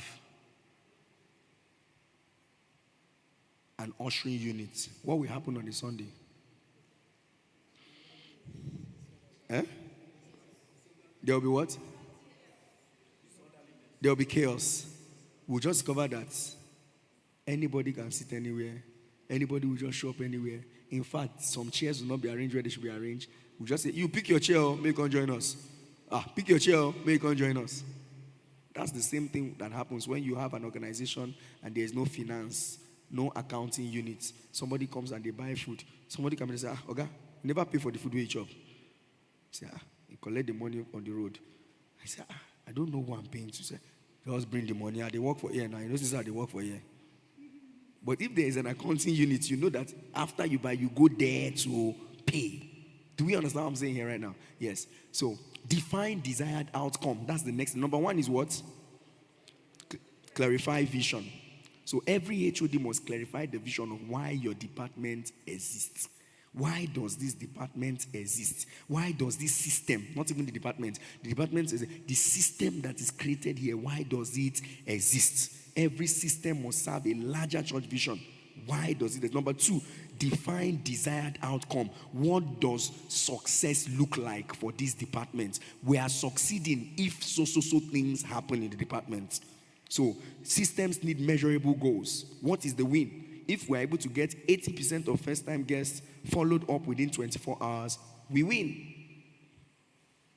If we're able to get all songs sent to the multimedia team projected without any glitches, we win. So multimedia team did not win if it doesn't happen. Social media team was able to say that our win is that we posted as and when due. And when it's as and when due, we fix a time to it. Every posting must have been done 24 hours before the service. Tuesday midweek service, 4 o'clock they are posting. What's that? What are you posting for? That is not invitation, it's a reminder. Do you understand what I'm saying? That is not invitation, it's a reminder. Because an invitation should give me opportunity to look through and decide that, oh yes. But a reminder is for those people who already have decided that they will come. We're just reminding you. That's why if the system does not post the invitation for midweek service on Monday, everything you posted is a reminder. If the Sunday service invitation does not start showing up on Thursday, on Saturday is a reminder. On Friday night, it's just a reminder. A new person who just came into the area should have a little time to look at it and decide that they are going to come to church. So you will put time to it. Are you getting what I'm trying to say now? Ushering team says that we have succeeded if all the chairs are set. That's why before, ushering team usually set chairs in the morning. Until they now discover that this is not working for us. Let's change. Some people start cleaning chairs just before the service. But it doesn't happen like that here again. Why? Because they have decided, but they don't have a time to attach to it now. So it is not still a system. Because the day a new leader comes and does not know why they are doing it, he can say, why are we going to waste our time and come to church on Sunday, come to church on Sunday again? Oh, no, I don't really like that.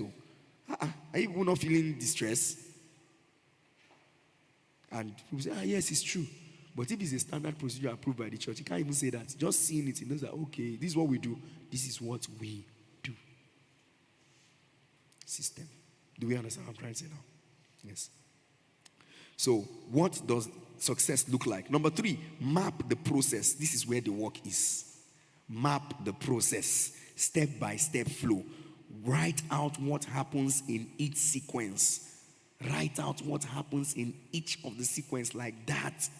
It has to be clear. If our worship service is going to happen, our worship experience in PTCC, what is the process, so that anybody can handle it and have a beautiful system. Write out what happens in each sequence. Now, guest enters the church. 1, they will be greeted by the meeters and greeters. Is that not? Then waved at by the ushers. Is that not? When the service is over, there's a system where pastor must call first-time guests. Why is it that it is difficult for me to forget first-time guests on the service? Because there is a system and I'm not supposed to forget. Am I making sense here right now? Yes. If I forget calling first-time guests on the service, it is abnormal. Because it is not the normal thing. It's just like if your digestion does not take place in your body now, it's abnormal. Because you're supposed to digest something. But if you start having bloating, my wife, they remember the thing. You are bloated. If you start having bloating like that and constipation, You want to know, why am I having constipation? Something in your system is fighting that. Go balance, go wally. That means you need attention. That is when the system architects begin to check what is wrong. Why is he not doing like that? Why is it that anytime there is 20 days of glory or MIC, banner comes out 3 weeks? It's rubbish. System. 90 days to MIC, this will be posted. 60 days to MIC, this must be posted. After that, who are the people working to ensure that that thing will be posted? If it is not ready, those that are working with it already have called. Hello, we have not gotten so thing. It's supposed to have gotten. It's not a matter of saying, the reason is because we're waiting. Then 3 weeks to the program, 1,000 flyers, 200 banners. Then 1 week to the program. We have not pasted the banners, so we are still trying to paste. All the people who should have come will never come. Most of the people will see the flyer after the program has ended. Especially all those 3 days program, 4 days program. The reason 20 of Glory try is more is because it's long. If I don't come from them, I will see short. But you see the other short programs, we lose more if we don't do the right things. Are we here together? Yes. So look at this now. Look at it. This is the flow. Information passed to follow-up team. Follow-up. SMS sent same day. Call within 24 hours. Invite to newcomers class. Is this a full process? Is this not a full process? It's a process already that is clear on how it will work. So there must be a roadmap on how those things will work. Then after you have put all this process, it is not yet done if we don't know who will do it. Who will do it? Who will on the gen? We just wrote, we'll on the gen, we'll on the sound system, we'll give pastor the microphone, we'll do this. Who? Am I making sense here now? So this is where this one now comes in. Assign roles. Confusion comes when roles are not clear. Ushers collect card. Data entry team must put in this. Follow-up team must make the call. Assimilation leader must track the process. Who is to do it? You must put names. Choir has a system. They are going to do probation. Who is the head of probation unit? What does the person say during probation unit? How long does probation take? Are there certain things that must be done, uniform, that the person will be told about? Write it down. Don't say we know it in our head. Are you getting the gist here now? Because this is where the work is. Map the process. Assign roles. Then this is the work. Document it. This is what we now call standard operating procedure. So you see that organizations have handbook that they work with. You enter an organization and they give you the organizational handbook. Then they give you the standard operating procedure of how they run things. So that all those things we said now, there is a procedure to it. Write the recipe so anyone can repeat it. So what is the recipe that they use? If it is food business, Maggi, salt, pepper, onions, tin tomato, blah, blah, blah, blah. These are recipe. Are we getting what I'm trying to say now? After you have written all the recipe that is going to be used, you are supposed to attach time frame to them the way they will be used. Is that not? So look at this now. Standard operating procedures should answer who will do it, what the person will do, when it will be done, where and how. For instance, look at, we want to take offering in the church. When we were doing communion, last time we were doing communion, the person that collected the basket from me, the time people rushed to this place was dragging. I had to be waiting and waiting and waiting. There are some people that have finished services. You should come to the queue. Do you understand what I'm trying to say now? Who's supposed to collect the basket from me when I am done? The day he enters Dotun body, Dotun will come. The day he enters Victory will show up. No. The system should have stated who's going to take that thing for that moment. Are you getting what I'm trying to say now? Yes. As we do the communion that sense, somebody was not HOD, also passed and took communion from the source. Therefore, we were short with one. We had to start running how to make up that one. We should have known that we should not do it that to be exact number. It should be like 4 extra, 5 extra, in case. Unforeseen, how do you say it? Circumstances. That is why the system will work. You cannot say, hey, we missed it. No. If you put exactly, you will miss it. Are we getting what I'm trying to say here right now? Yes. So in every department now, let's take offering for instance. 2 people count. I was asking somebody, I said, oh, how do you do your offering stuff in your church? He said, oh, 1 person. I said, 1 person never counts an offering. How? 1 person. Why? He said, that is how. I said, don't do it like that again. 1 person counts the offering. 1 person tells you what the offering is. 1 person takes it to the bank. You have given a foothold to Satan. Do you get what I'm trying to say now? Yes. So what do? 2 people count together. Then there will be a... Do you know that from day 1 of this church, we started this thing like that? Started, they will sign. Those days, I'm the one that is signing most of the things. They will count. I say, who and who confirmed it together? They say, I will sign on it. See, tomorrow we still have signing space. Why? Because we are not taking chances. Are you getting what I'm trying to say now? So you put it like that, they sign reports, then lock. Do you know in banks, they have people that hold the key to the safe? One person will hold it. Now say, I will have spare key. 1 person. If the person does not resume office, we are not opening anything, God. Nobody can just go and say, people are plenty here now. So when I saw that we were very plenty, I called the carpenter, let them come and break the safe. Do you understand what I'm trying to say here now? It can't work like that. It's only most of the times, maybe in church settings, people just want to boycott the whole thing and just do it anyhow. You will get into error. Do it right. Are we getting what I'm saying here right now? So the sign, save, then submit to finance head within 1 hour after service. Time. That's why sometimes it's possible for finance not to do reports for 3 months. Why? There's no system in place that says that you have to do your report within 24 hours after the last Sunday service of the month. They know that no matter what, there is a fixed meeting. It is called financial account meeting. Who will be in that meeting? The head of finance, so person will sit down. What are they doing? All the expenses, name it. We'll clear everything. Have you done expenditures? Have you done this? Have you done that? Yes, we'll sign. How much is going to the bank? How much came into the bank? How much? In fact, there are some places where they start spending money with cash. Do you know it's a very wrong practice to spend any single cash?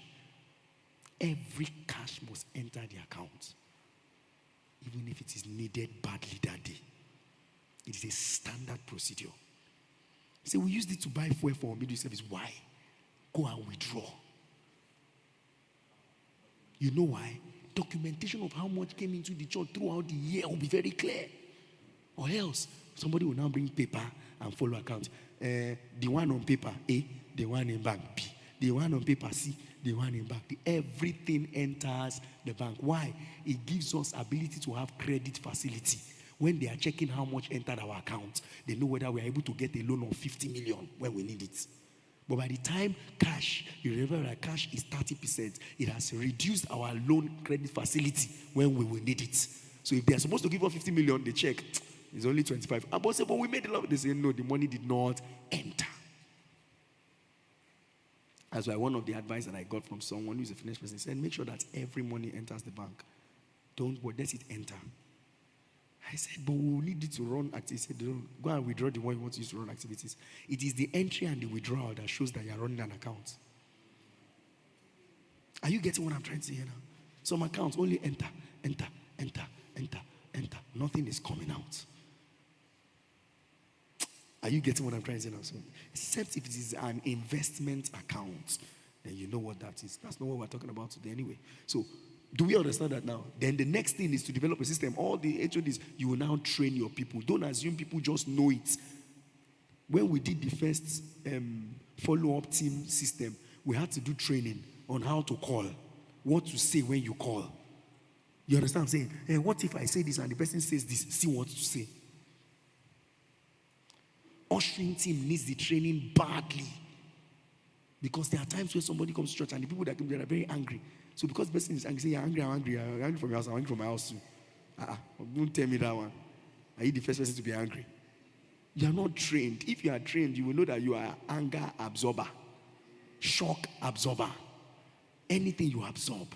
Why? For the office that you occupy.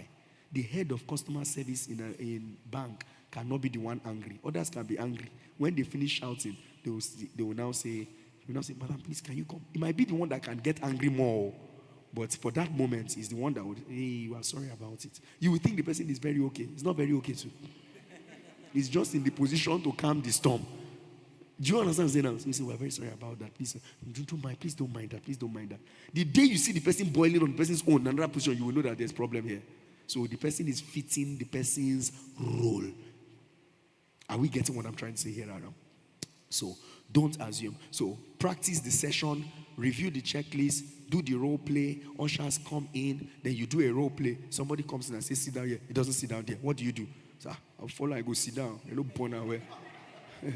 I know. Look at you like this.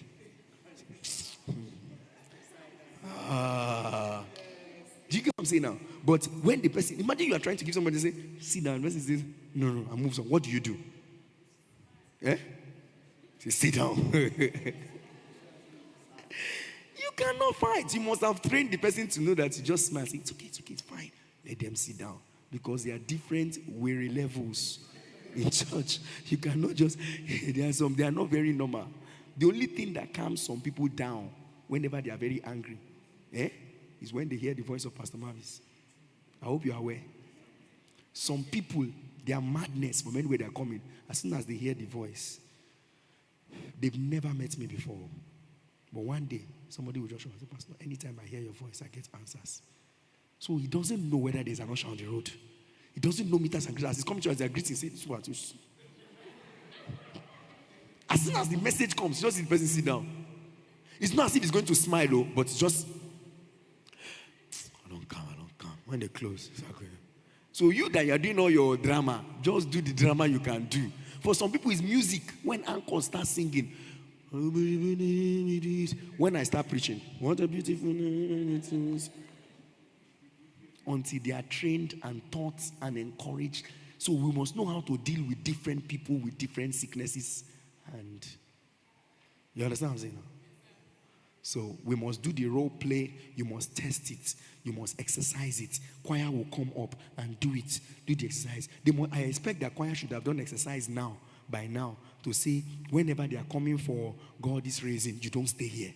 Because offering time, you don't stay here. When you are doing your normal worship, you cover. By the time you realize that they are going to do offering time, and you people are coming up those time, you should have known that you should stay far away from the place. But they will still stay on Sunday. In my mind, I'm saying these people are supposed to know this thing. But because it is not documented, there's no system around it. The system would have said in the first worship, you fill up. In the second one, where you're going to do the anthem, you space out. Why? Screen. You will know why. Are we getting what I'm saying here now? Implement and test. No system is perfect from day one. Gather feedback, fix weak points. If guests complain they didn't get a call, maybe follow-up team needs more members. It doesn't mean that we'll close the follow-up team, that they're not doing their work. We'll ask what happened. That's what you call system check. So you're trying to check the system to know if it is fulfilling its purpose, if it is doing what it is supposed to do. Then the last one is review regularly. This is one thing that many times nobody does. That is why even with good systems, you can still have a collapse. You can still have a fall. I believe that one of the things that destroyed Nokia was lack of proper review, feedback to know what's happening around the world. They just kept doing what they were doing. And guess what? I remember the Nokia man said we were doing every single thing we were supposed to do. But the only thing they were doing, they were not listening to the world outside. Do you know that as a church, we are supposed to listen to the world outside? What does Iba community say about us? Even Jesus asked, what do men say about us? We're supposed to wake up one day and do an evaluation and send 100 of our members to go out with forms and tell them we are from Potter's Transformation Christians, that we just want to get a feedback. As you do all those things, I say, what do people think about our church? What do they feel about our church? That your church? There's only you people that are always there. That your church? You're always dressed naked. That your church? We'll mark everything. When we finish marking, we'll come back. It will tell us what to do with the eyes of an, what do you call it now? Innocent observer. Somebody who is not a member of our church, but is just observing from a distance. What are they saying? It matters a lot. Because what they say can close the church. And what they say can attract thousands into the church. So admin, take note of that feedback. 100 people will go out with forms and they just want to get information. Not people very far, people around. Some people say people are disturbing us, your noise is too much. A man passed here the other day, saw me, say, wow, Pastor, I'm just seeing you for the first time. I say, yes. You're Pastor Mavis? I say, yes, I'm Pastor Mavis. There's this surprise, and I'm like, oh, I'm a choir director. I listen to your music. You guys are doing very well. I say, wow, thank you very much. I'm a choir director in my own church. You're now here. I'm happy to see you again. I'm happy to see you. I say, yeah, thank you. And trust me, I'm going to drain back into the gates. I came at the wrong time. Praise God. So, growth brings new challenges. Schedule reviews every 3 to 6 months. Every department is supposed to have that review. 3 months, every quarter. How did we do? Have we met up with our goals? Did you do what we said we were going to do? We're supposed to do 5 songs before this thing. Has Anchor done 5 songs? Our Cloud Boss done 5 songs? If we leave it like that and there's no review, till the end of the year, they'll do only 3 songs. Are you getting what I'm saying now? The Connect team does not know whether the assimilation system is working very well or not. They are not sure. So how do you rate yourself as meeters and greeters? What parameters do you use to rate whether you are doing well or not? Only when you say, Pastor, we are doing well or we are trying. How? We greet plenty of people. How? No measure. So we will create those measures and everybody will sit down and know how to measure. Decoration unit to just come and say, don't worry, sir, I'll do it. Yes, sir. Pastor, don't worry yourself. And I'm looking and I'm wondering. Then by 5 minutes to 8, I said, what? He said, sir, we're doing it.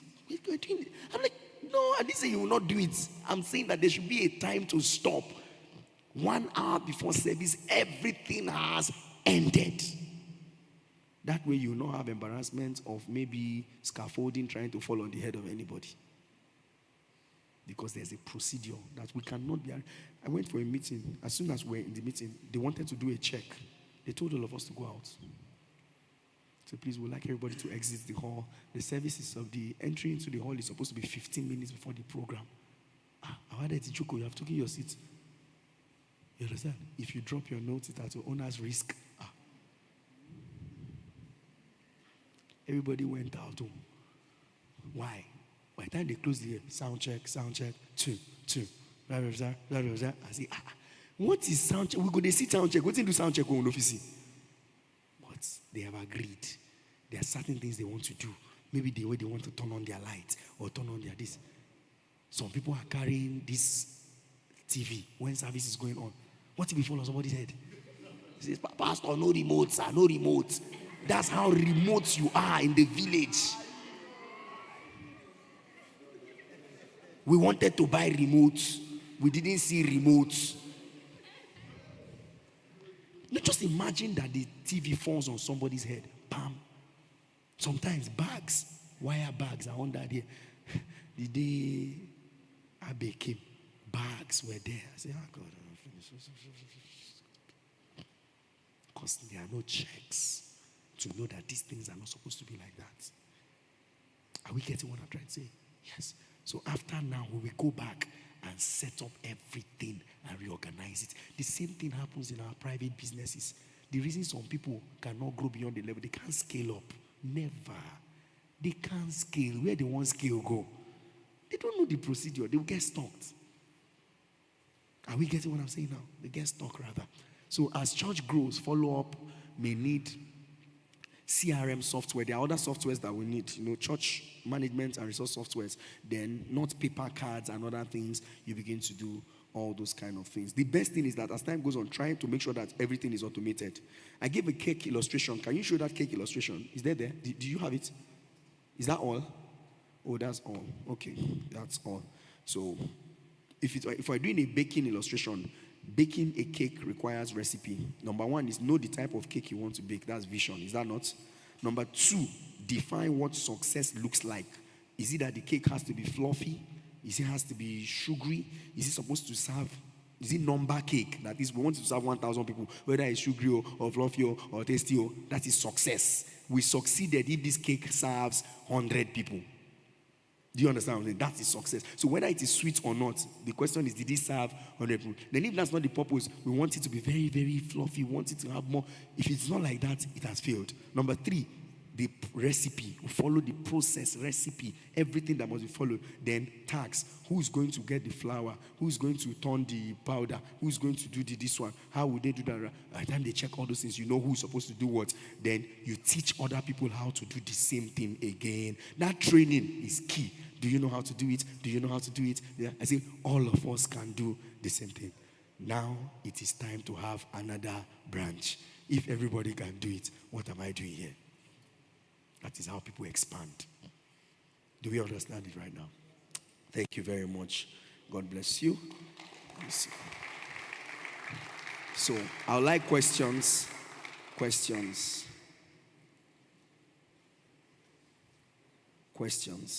So, from everything I thought now, I said number 1 is what?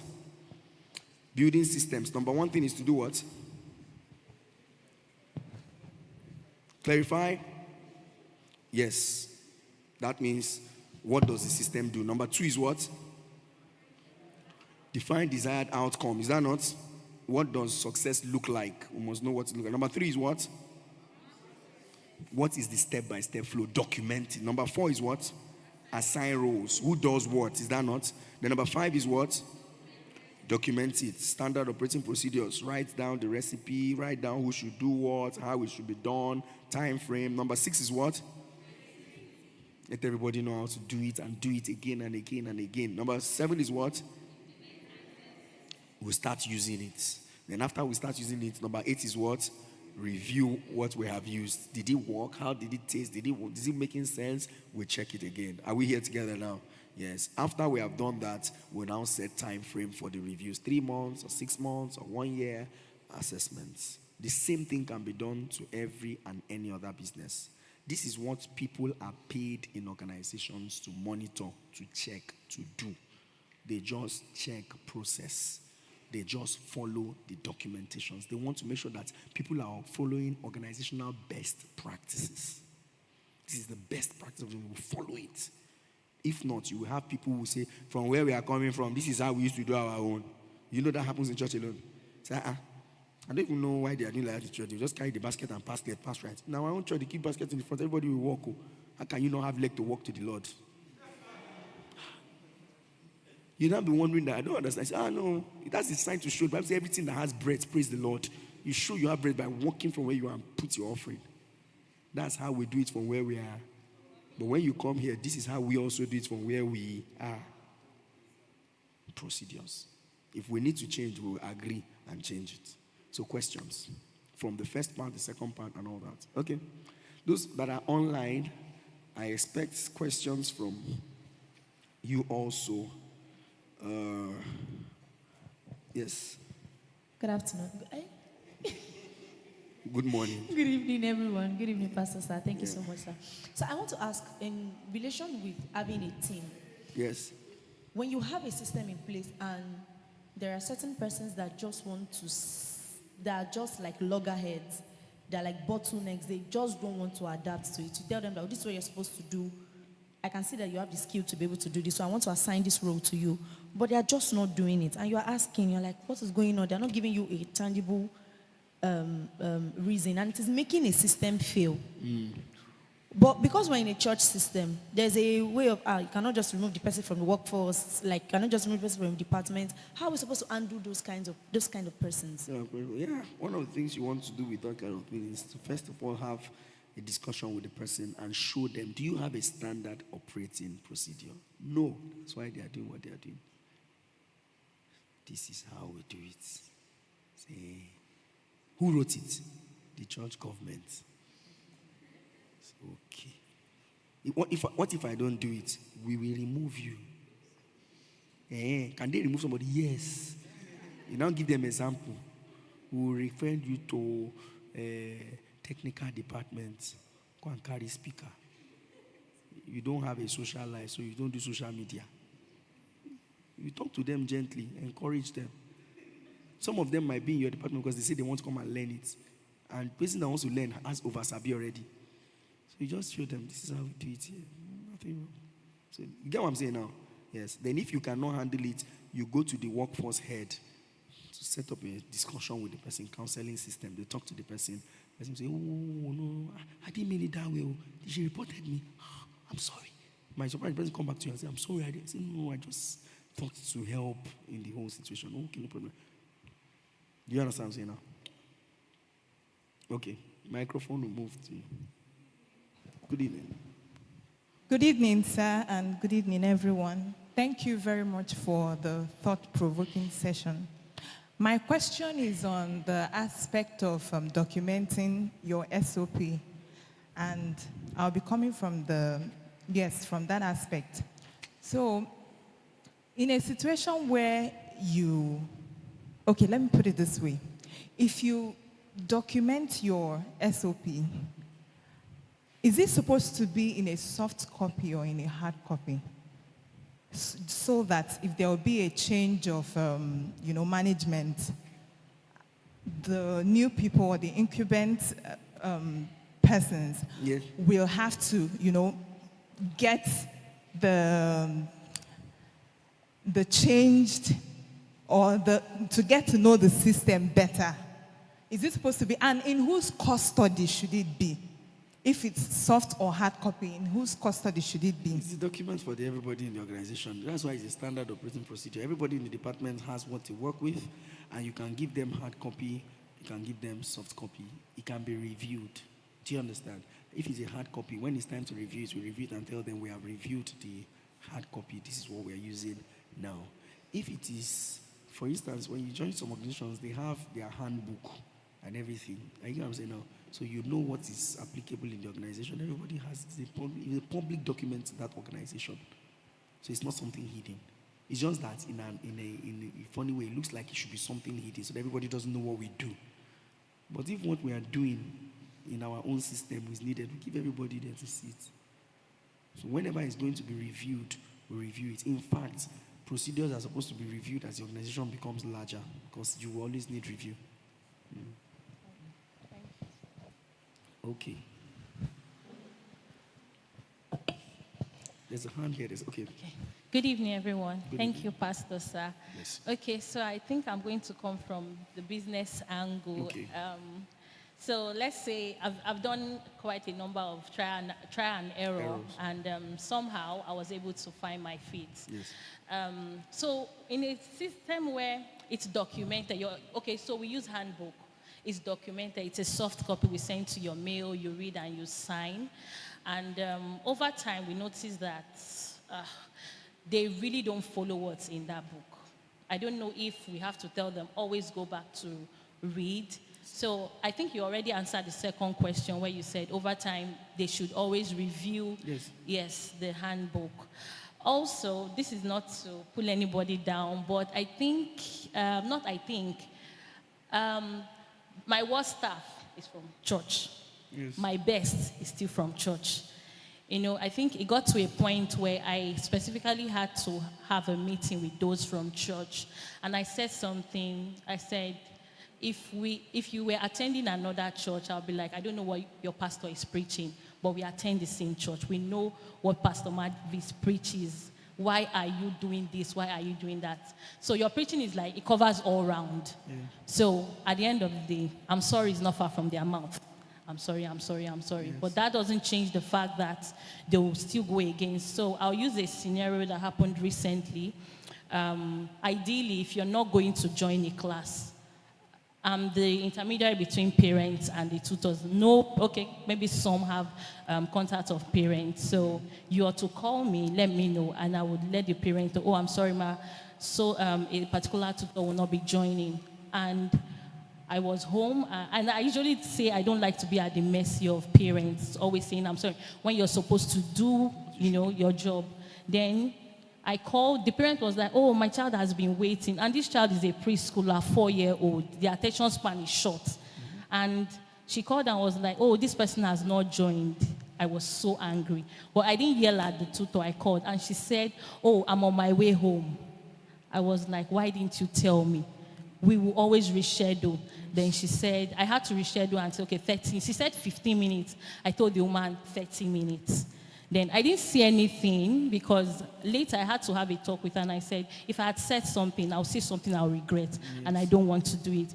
Then I called her and said, over time, this is what you've been doing. And the annoying part is someone recommended this person, like, oh, this person teaches, this is what Mrs. Vicky does, you know. It came in as, I want to help you. Then the person said, I reported to the person, and the person was like, sack her. You don't do something once and I'll sack you. No. I'll give you, you know, So when recently I called and was like, why did you do this? Then she said something. She said, I know that I have not been up and doing my job, but whatever decision you make, I would agree. That thing touched me. When I told my husband was like, see, whatever you do, the way she sounded, whatever you do, to me, it seems like she doesn't want to work again. I asked her one time, I said, do you do a regular 9 to 5? Because I don't like it where whatever you're doing affects my job. I pay you for it, so you should do your job. Yes. She said no. So what is happening is always, I'm sorry. Then somehow I just told the HR, prepare her sack letter. So time she leaves. Another time, I'm sorry I'm giving this time. Another time, I had someone, when I started, I had to bring friends that we work together on the island. Okay, you teach, I teach. Okay, this is what I do. I need tutors. I made that mistake because I wasn't even supposed to bring in friends. Yes. Then, when we're having general meetings, and I say, why are you doing this? There was one meeting I had. It got to a point I was questioning myself. Now business I did.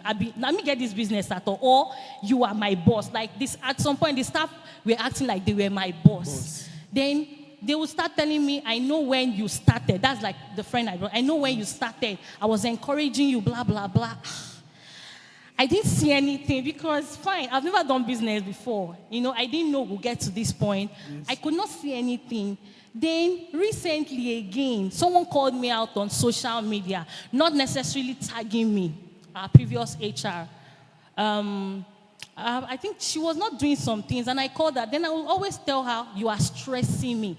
I'm not supposed to do your job. Yes. Then after a while, we just saw her resignation letter. She would hand over properly to the new HR. I said, no problem.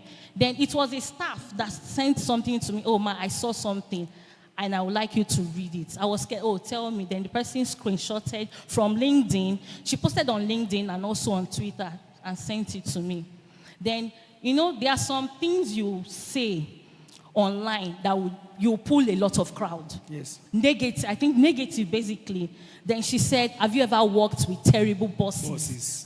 Everybody will start coming out. Sincerely, I cried. Yes. I had to ask some people, am I a bad person? Like, am I wicked? It's funny, but it's not funny. Then she got a lot of comments. Then people started saying, yes, this. Then she said something. The pay was good, but for my mental health. I'm like, this mental health you people are talking about. Do you really know what is mental health? Mental health. They don't know. Then I had to like, don't know mental health. You're talking about mental health. You did not do your job. Basically, yes. Her issue was communication. If you're not going to do something, communicate to me. You did not communicate. Now, back to the whole system thing being documented. Yes. What do you do if at the end of the day, after all the documentation, they've read the handbook, they've signed, yes, and they are not following that thing? What exactly do you do? Because if they're talking about sacking, how many people will I sack?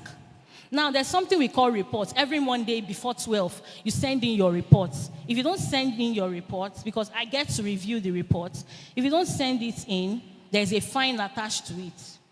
On the WhatsApp group, people started complaining. Then somebody said, I work in a school presently, and I've been going to work very late.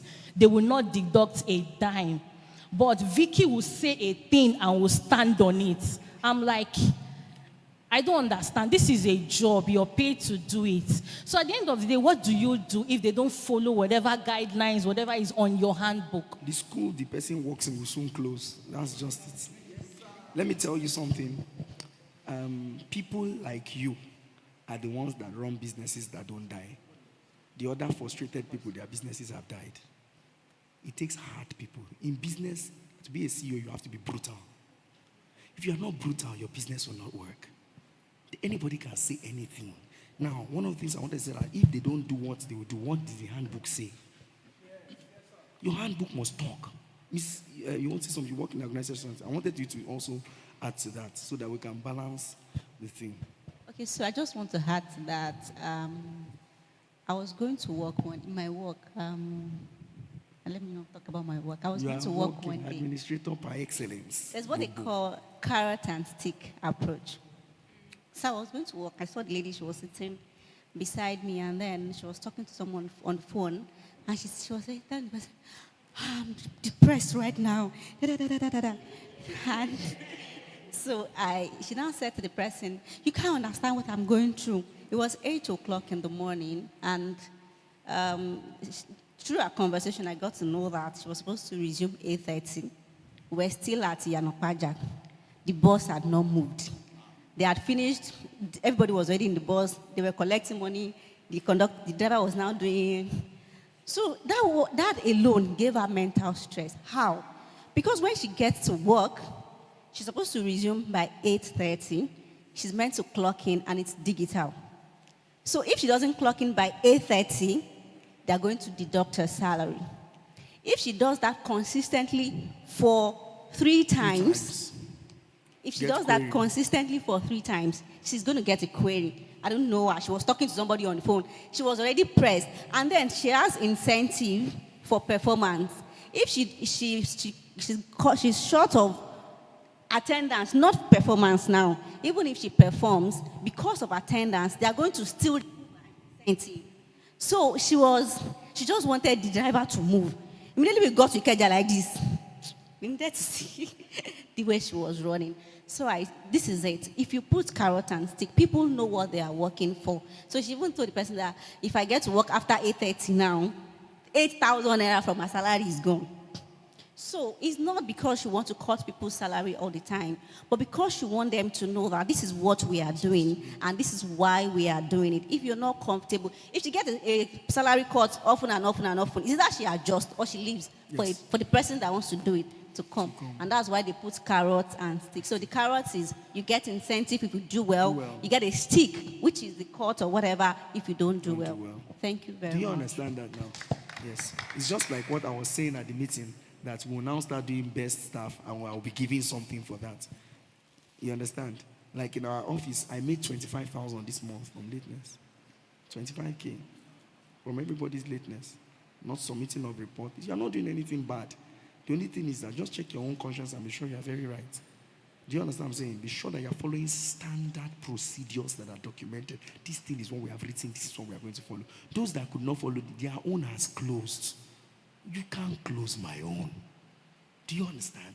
And sometimes the people who have never built anything or joined to build anything big, they don't value anything that is built.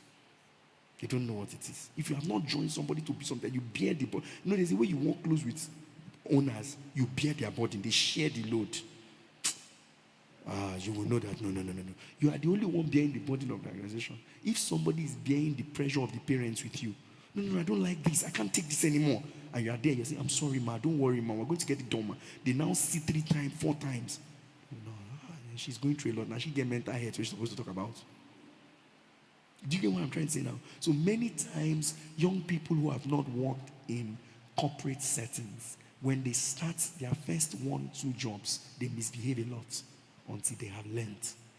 So if you are employing secondary school and university leavers, fresh graduates, or you're employing people who did not work in a full corporate setting, check part of things you should to know their previous experience and where they worked.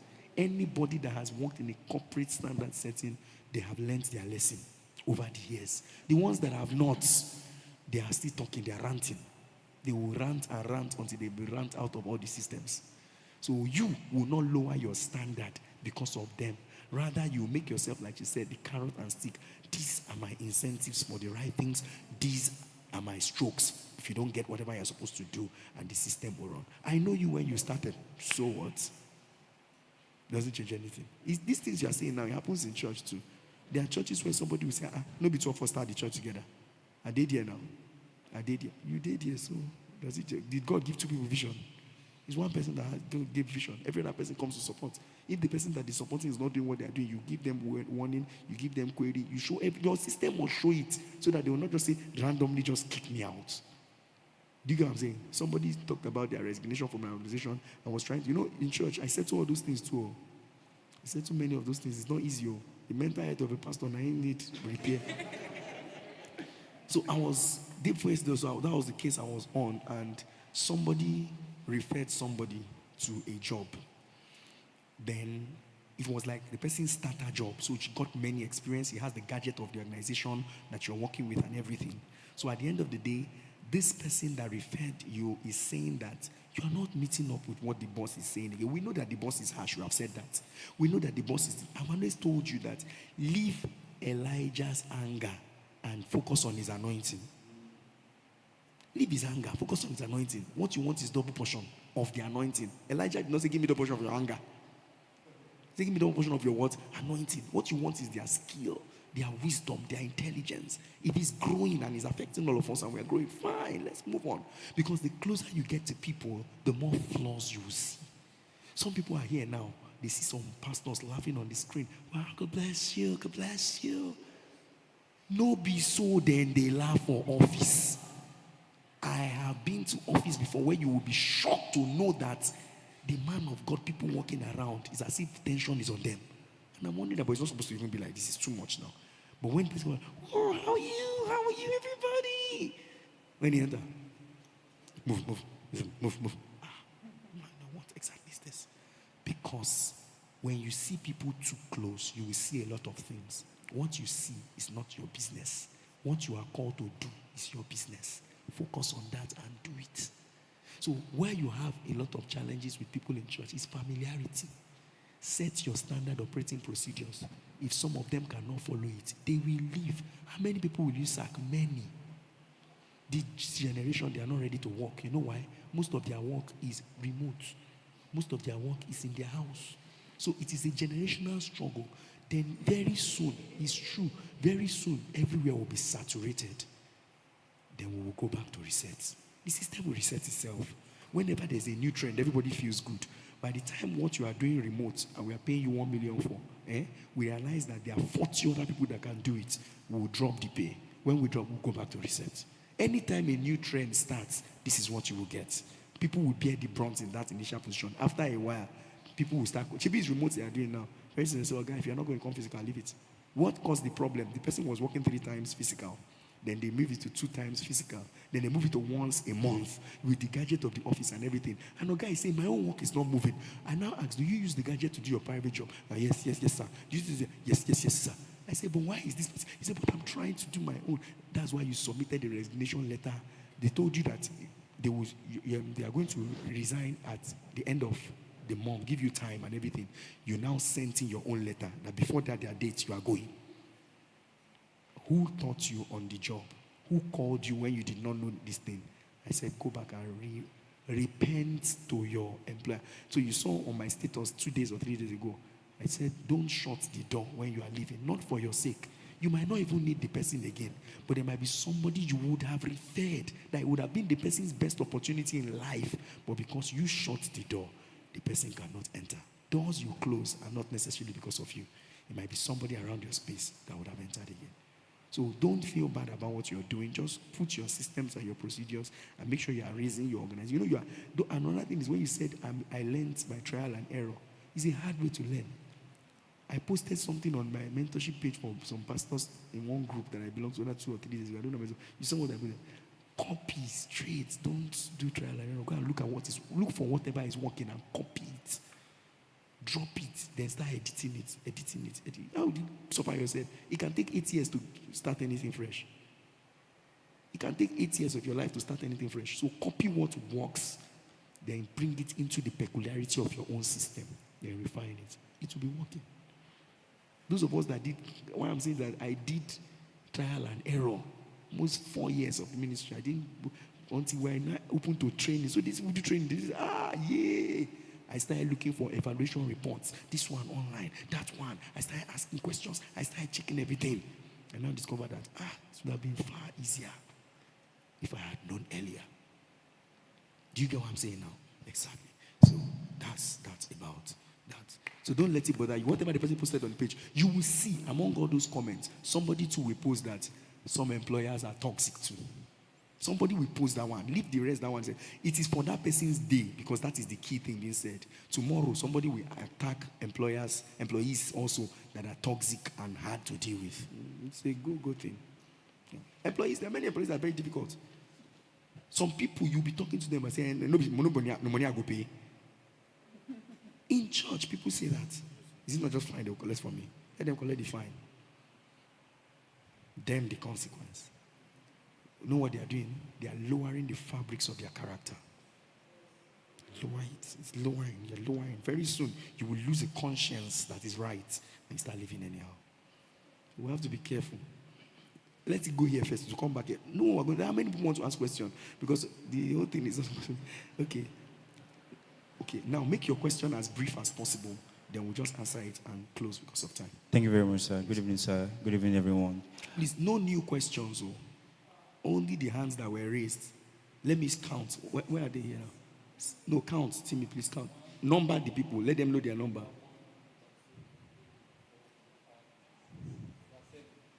That's all. Thank you very much, sir. My question, I have two questions. They are closely related. First question, what if you are in a system where there is structure, there is system, and you are seeing that the system is being bent for some certain reasons, not from the onset, it was not clearly stated, but let's just get something done, And how do you tend to communicate and so that this kind of thing does not affect everyone in the system? Because once they see that you are bending the system, everyone too can start bending. I don't know if you understand my question. Communicate is communicate. So, no, he is even saying that there is a system. What he's trying to say is from the organization standpoint. Yes, sir. The organization is not following some of the things that they should have been following. Yes, sir. Yes. Now, they created the system. There are times where they see some things and they want to adjust. They are supposed to communicate to the people what has been affected and what we're adjusting. But if there's no communication, the people should find the right way to also communicate to the system. Like, it's the same thing. I realized we were doing something like this, but I saw it change here. I don't know if anything went wrong. The system will talk to you. Nothing wrong. Instead of keeping quiet, and as employees do, they will now be talking behind themselves. You have joined whispers. In any organization, if you join people that whisper, you cannot go far. There might be an insider among the whispers that discuss with the boss. So we start to whisper, a lot of you whisper. You will now go and say, see the people where they whisper the thing. You will now be wondering why he's still going up and others are going down. Now it's whispers organization. Thank you, sir. Sir, my question is, can an organization outgrow a system? Yes. And if yes, sir, how does the organization impose or introduce a new system without disrupting the flow of work? Yes, organizations outgrow systems. That is why when that thing happens, whether we like it or not, it will disrupt because it is a system. For instance, let me say this. If a child is growing, why do we usually have hiccups? Why do people have hiccups?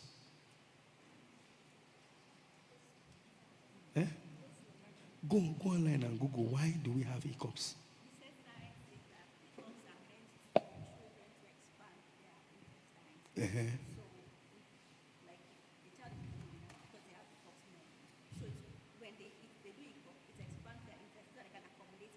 It's a breathing thing.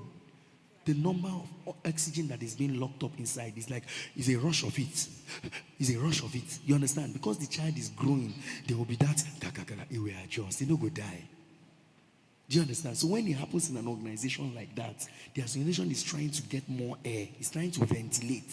As it's happening like that, to affect some people at the moment. You understand? The fear of the mother. You understand? That's how some people will fear in the organization and leave. No problem. But others will stay there and wait. As soon as it gains balance, growth will continue. So systems can be outgrown. Convenient. For instance, we have outgrown the system multiple times. We cannot use 3 people to run our Connect team now. Because on Sunday, you know the number you are expecting. 20 days of glory, we call for volunteers because we need more hands.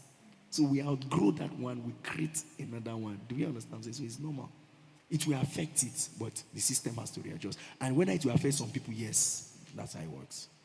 It's just natural.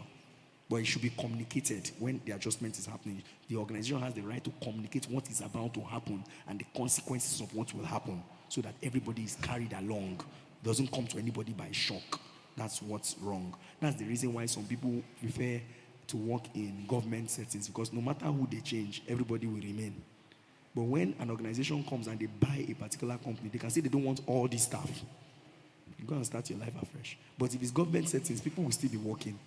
We will still continue our work. Do you get what I'm saying now? So private organizations are now learning to know that there should be security.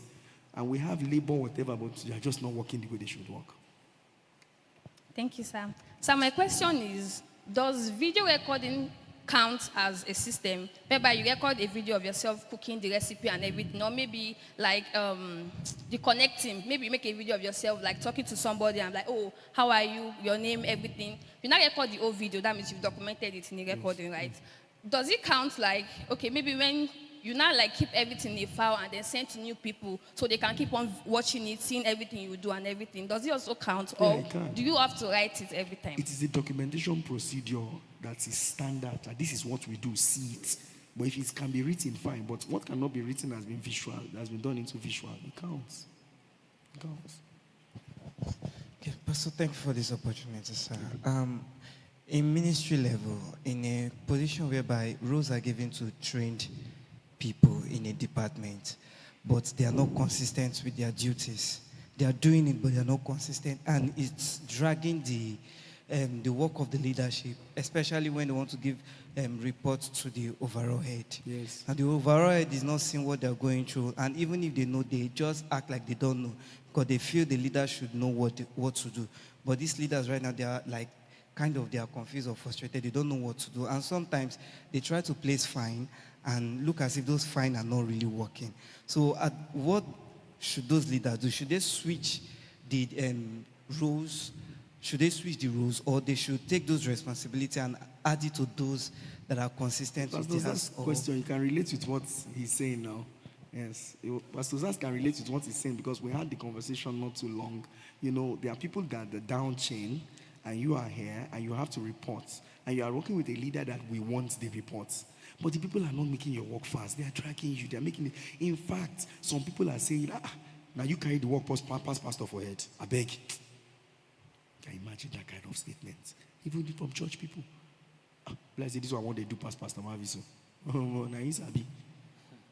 It makes the person feel very like, but they are not doing what they should do. But remember, you are not serving them. You are serving the organization. Your loyalty is not to them. Your loyalty is to the organization.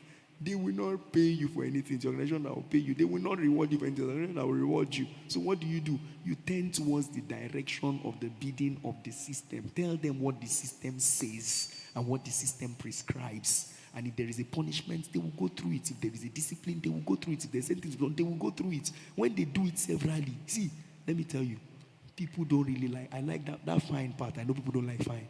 So me, I impose fines. Fines. So that you'll be fine. You understand? When you remember it, you just tell yourself, no, I can't do this anymore. You get serious. That way, you will be able to take permission when you should take permission. Do what you're supposed to do. Why? Because this is the most difficult system to work with, is volunteering. It's difficult for me to wake up tomorrow morning now and say, Pastor God, I'm sorry. You are not the prayer head again. You will feel like, is it because I came late? In an organization, I can wake up and sack like that. But in church, I will still wait the next tenuring system. Pastor, thank God. Go do another work. This one. I know where your strength is. Go do it. If I break with you, we could not go die. I don't want guy blood pressure. It's true, because I cannot continue to keep myself. When I know there's another place the person can function, I will just find another place. And you'll be shocked. I've noticed over time that when that thing is prayerfully done, people function in some other better places. In fact, it's an indication that they don't belong to that place they are struggling with. And sometimes, sentimentally, you still want to keep them. Do you know that some people in church now, they don't need any position for the next 2 years? They just need to sit down and serve and enjoy church. But because they are too used to position, if they are not there, waiting there, they talk for HOD meeting, why I'm supposed to hear them. That's the problem.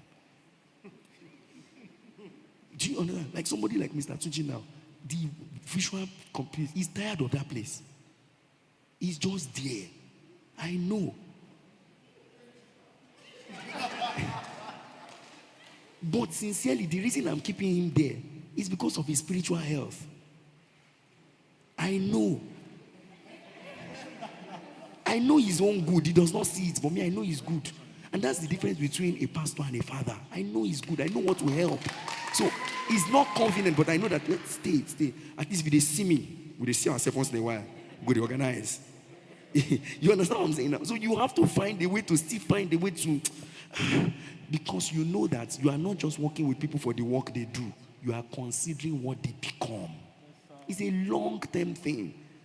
Until some people mature to a level, and if I put this position, if you're not in position, you go still serve for this church, no worry, you go see. And I'll move the person, and the person will be comfortable. But there are some people, they will move, they will act like Odi she. Then they will now form a she group. And say, oh, that thing. Are we getting what I'm saying now? So go prayerfully, trusting God, God helping, you find a way to do the thing. In church, it's difficult. But corporate system, you stand the person, look for another person. And in this period, you'll be looking for many more hands, because many more people are becoming more lazy. And Gen Z now, they are into, I go do my own. It's not as if they know how to do it. When they do it 2 times, when frustration enters, they do video, nobody should join the video. Then you will know what it means. I know what I'm saying. I've been here. Somebody met me in school one day, and he said, Pastor, Mavis, how far, Mavis? I didn't say anything. We're in school together. My boy, Mavis. For my mind, I said, how more this boy get Mozo. Then he started doing online church. Till tomorrow, he has closed permanently. Waiting to the boy. He said, nah, business. My person, we're hungry. They catch you, go, they do church. I'm hungry. I said, nah, Mavis, we'll be Mavis now. We'll be Mavis together. Like your mates, like you don't know anything. The next time he saw me after many years, he said, my apostle. I said, yes.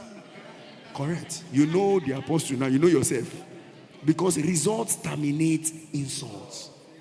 People will talk rubbish until they go through the process. Some people will come and apologize to you 20 years later, 10 years later, when they have learned their lesson. Say, Kai, you were such a solid. Some people don't know what they are learning from those they are working with. You understand? Because they have not known it. So let's just take 2 questions and we'll close. Sorry, sir. Thank you so much, sir, for the opportunity. It is related to what Mr. Matthew said. Okay.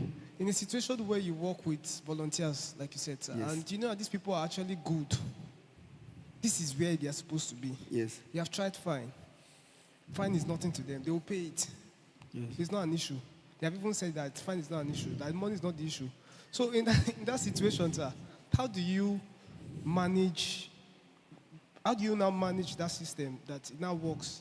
Corporate settings, you sack them. Church settings, you do a spiritual therapy. You sit them for a meeting and talk to them about kingdom service, faithfulness, and the implication of what they are doing. It's no longer about your job. It is now about your heart. And Amaziah did everything that was right with the side of God, but not with a perfect heart. And if they get that heart, they will sit up.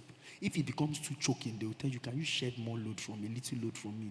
I really want to work, but it's too much. Then you adjust for them. Because it is a volunteer system. So you will go through the method of entreating their hearts. Call them to scriptures. Let them see how people serve God. That's why every year we'll teach on stewardship, helps ministry. We want to help people to see that you can't serve God anyhow. The way people attend to their work, if they attend to God like that, it will be different. I shared the revelation with us today. It just came to my head. You know, I've known it, but it came to my head. Pastor, thank God, has 20 million. Pastor Ben has 5 million. They call for a giving. Pastor Ben gave 500,000. Out of 5 million. Pastor Thank God gave 1 million naira out of 500 million. Who gave more? But he is happy because he saw what Pastor again gave. I'll give Pastor all of them now. God does not judge giving like that. God judges giving by waiting me I give you. The percentage of what I gave you, not what you saw another person do. Do you understand what I'm saying? So when we are working in church too, it is not by what anybody is doing, it's by what gift did I give you. I gave you more gift, more skill, more strength. I expect you to work with 5 talents. Don't compare yourself with 1 talent person. There are 1 talent people in church. There are 2 talent people in church. There are 5 talent people in church. A 5 talent person is feeling like a star. It's not you, it's the grace upon you. A one-talent person is now feeling inferior. It's not you. Multiply 1, it will turn to 2. Multiply 2, it will turn to 5. A 5 can drop and remain 5 for life. A 1 can grow and become 50. Are you getting what I'm saying now? So that's where still what you so you teach them again, help them see it, help them understand. That's what I do with some workforce reinforced meetings.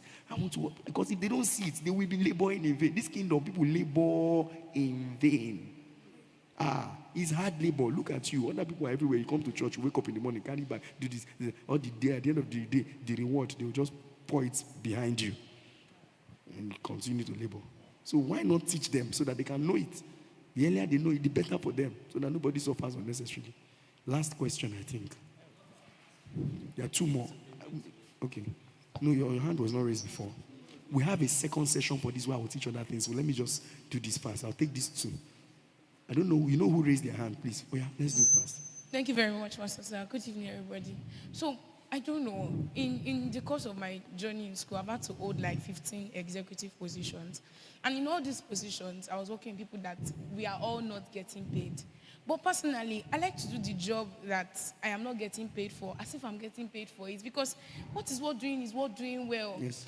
And there's this team I worked with not long ago. This team of people were elected, so they were chosen by the people. So I could not remove them. I could not think of sacking them. But then these people were not willing to do the work, and it frustrated me so much as their leader. It made me feel like there's system in place. All the system that we mentioned, sir. I sat down, I drafted system, drafted vision. We did it together. When there's no involvement, there's no commitment. So all of you promise, what do you want to do? What everybody, we set a goal, we did everything. It was extremely frustrating for me. And what pained me the most was that halfway through this work, I now saw that these people we now set up their own, like, more like their own organization that is running the same vision. Let's say, for example, as president of LSDS now, an executive that has not been working now goes to set up a platform and say they want to do Tara Public Speaking Academy. And they are doing master classes. And they are using members of the society, for example. And they are not doing their work as the executive. It frustrated me so much, and I did not know what to do at some point. And I just left it. Another thing that happened not long ago was that these people now, they now come to attack the ideas. And they say something like, maybe after we've all decided that this is what we want to do, they now come and say that, if I said I would do it, and if I say I cannot do it again, there's nothing we can do about it. I don't know. I feel so angry that if I can go back in time, I can punish them. If you can just say that there's a punishment that we can give. But I don't even think... The system should have stated their punishment. State it. We set the system together. State punishment. Any system that does not have measures like that, you can't kick anybody out. Okay, look at one day. Daggy Ward Mills said he woke up one day and he has been struggling with a particular member in church. It was hard. He was struggling with the church. He said, what thing he go do like this? One day he prayed, just opened the Bible. And he read the piece of the Bible, Proverbs. He said, cast away this corner and striving will cease. He said he just came that day and told the man, sir, today leave this church. Yes. Leave the church. You know why? I cannot die. Jesus did not send you here by force. Tell the Jesus that I said, me and him too have discussed. Leave. It is scripture. Cast away this corner and striving will cease. So the way you do it in an organization is use systems and documentation to cast away corners. In church, we will preach, we will talk, we will encourage. It has not gotten to that point in church, but if it gets to a point, imagine one member of the church, maybe is attacking everybody. I will cast away this corner. I cannot come and kill myself. Oh. You understand what I'm saying now? Oh God, please go. I cannot be your pastor. I don't have the capacity. I'm not anointed to pastor you. There are other pastors. Go. God, Lord, bless. I will even bless him to go. Because it will be stressful. Do you understand now? So that's it. So the organization should state what will happen to whoever does it. Then they should be taught responsibility and how to take responsibility. When they say, I will do something, do it. That's a person of your word. Do you know even though corporate organizations still teach all these things in their training things so that people can know it? Now, corporate organizations are beginning to follow church model by entreating people's hearts, loyalty hearts. If you serve like this, that's how your own will be. They have added that to their curriculum. Because human beings are human beings. Are you getting what I'm saying now? So that's it. Next. Sir, hold on, sir. So, first of all, I want to say thank you for the the lecture. It was really nice. Now I will not I'll put a catalog Yes, catalog. in my studio now. You now pay me for catalog fee. Actually, I will do that, sir. I'll come and see you, sir. Two things in different space. In the church, as a leader, I think it's very, very strenuous. Yes. If someone is not patient, full, you will throw punch. Yes, Pastor, it's true too. So for me, maybe you correct me now. My own way of leadership, which is I believe that people should serve willingly, Yes. not being imposed to serve. Yes. I believe that people should know that when I'm serving, there's someone that sees me. It is not serving because of I want to impress A or B. One thing I do, if I see that your motive is to impress, I go and hide you.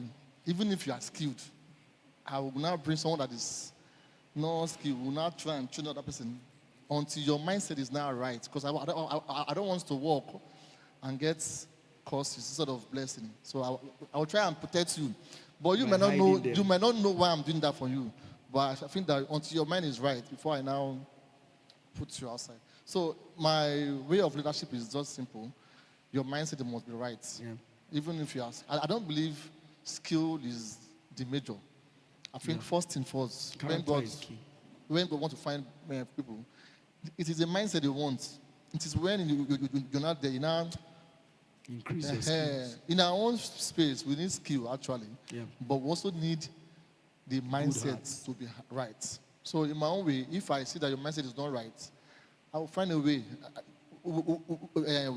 I won't suspend you, but I will not put you in the roster. Or even if you are the point person that people like, I'll just put somewhere else and put the young champ that want to work. Because I believe that you will spoil the young ones that are coming up. But I think it also has to be discussed with those people so that they can know what they are doing. Because if it is not discussed with them, they will eventually observe that. And when they observe it in the system too, they will now have a rebellious background. There will be a background voice noising on your leadership. Do you understand? So you might need to tell them the reason why you're going to do this. Since it is a method that you use, tell them that if I move you back, it's for your good. Because I realize that this your skill and noise can blow your head and you enter into the pride. Bible explains everything. Bible calls the what they call it, 2 Timothy. Paul was talking about giving a novice, lest they fall into the pride of Satan, something destruction of Satan, because they are novices. Some people have skill is needed in everything. Character is also needed. Then spiritual people are needed. These are the three things. Some people are very skilled. They don't have character. They are not working with the Holy Spirit. Some people have plenty Holy Spirit. They don't have skill. They don't have character. Some people have plenty character. They don't have skill. They don't have. To train a person with character will take a long time, which is good. But just imagine that there is skill, there is character. Competence. It will kill everything. So, most of these guys are talking about these guys are not as if it was just na. People that you believe that with them you can deliver. Yes. They are, as in you've seen that if I leave these guys with this one, you can. When it comes to other public job and they are paid, do they deliver? They do. So I'm going somewhere, sir. It's spiritual training they need to know I'm not that a pastor. That's where your own come now. You will now grow in that area. You understand? As a leader, you will grow in that area and block the space and teach them about loyalty and teach them about kingdom service and teach them about loving God genuinely. If they know it, they will perfect their job. If they don't know it, anything you do, you keep hiding them. Can I tell you the truth? It will be hurting you when you hide them here, this one, then they are shining there.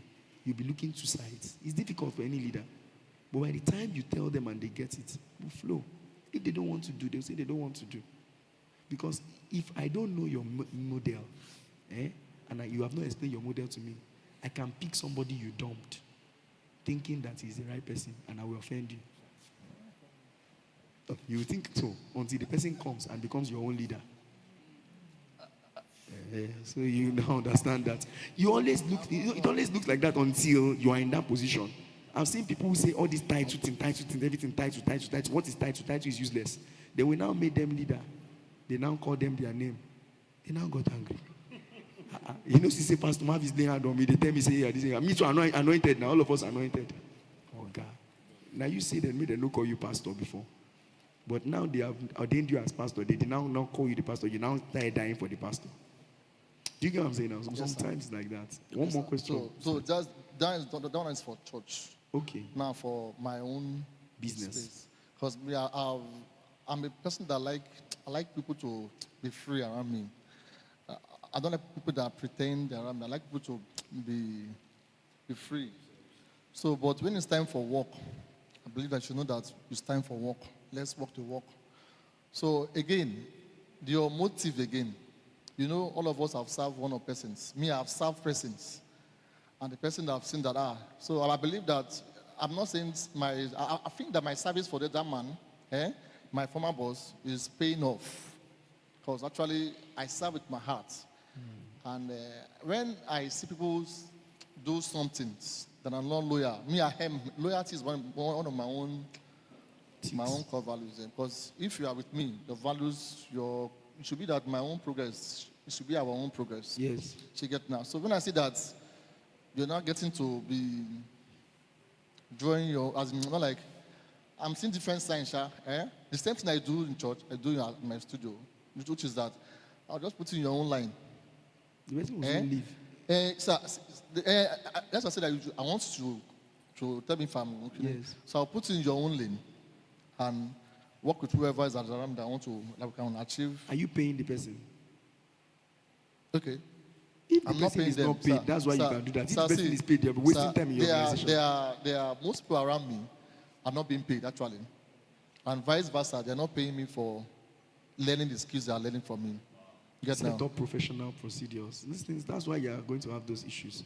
I no pay the boss no pay me. I will come by 10 o'clock. I will leave by 2 o'clock.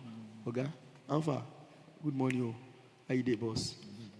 One pastor came, he said his ministry is not yet paying, so he's learning how to barb hair. Then the person he's learning from is a younger person. So he told the person that, me, I get preaching. Then the person said the person told, he said, Pastor, you know it's in the boy tell me. I said, wait. He said, Pastor, if you say you're a pastor, I go use something, hit you. I said, yes, therefore hit you. He said, Pastor, I go try and punch back. Oh. I said, you go try and punch your guy. He said, because money no deal. He's not paying any money. The person is not paying him. That's what you get.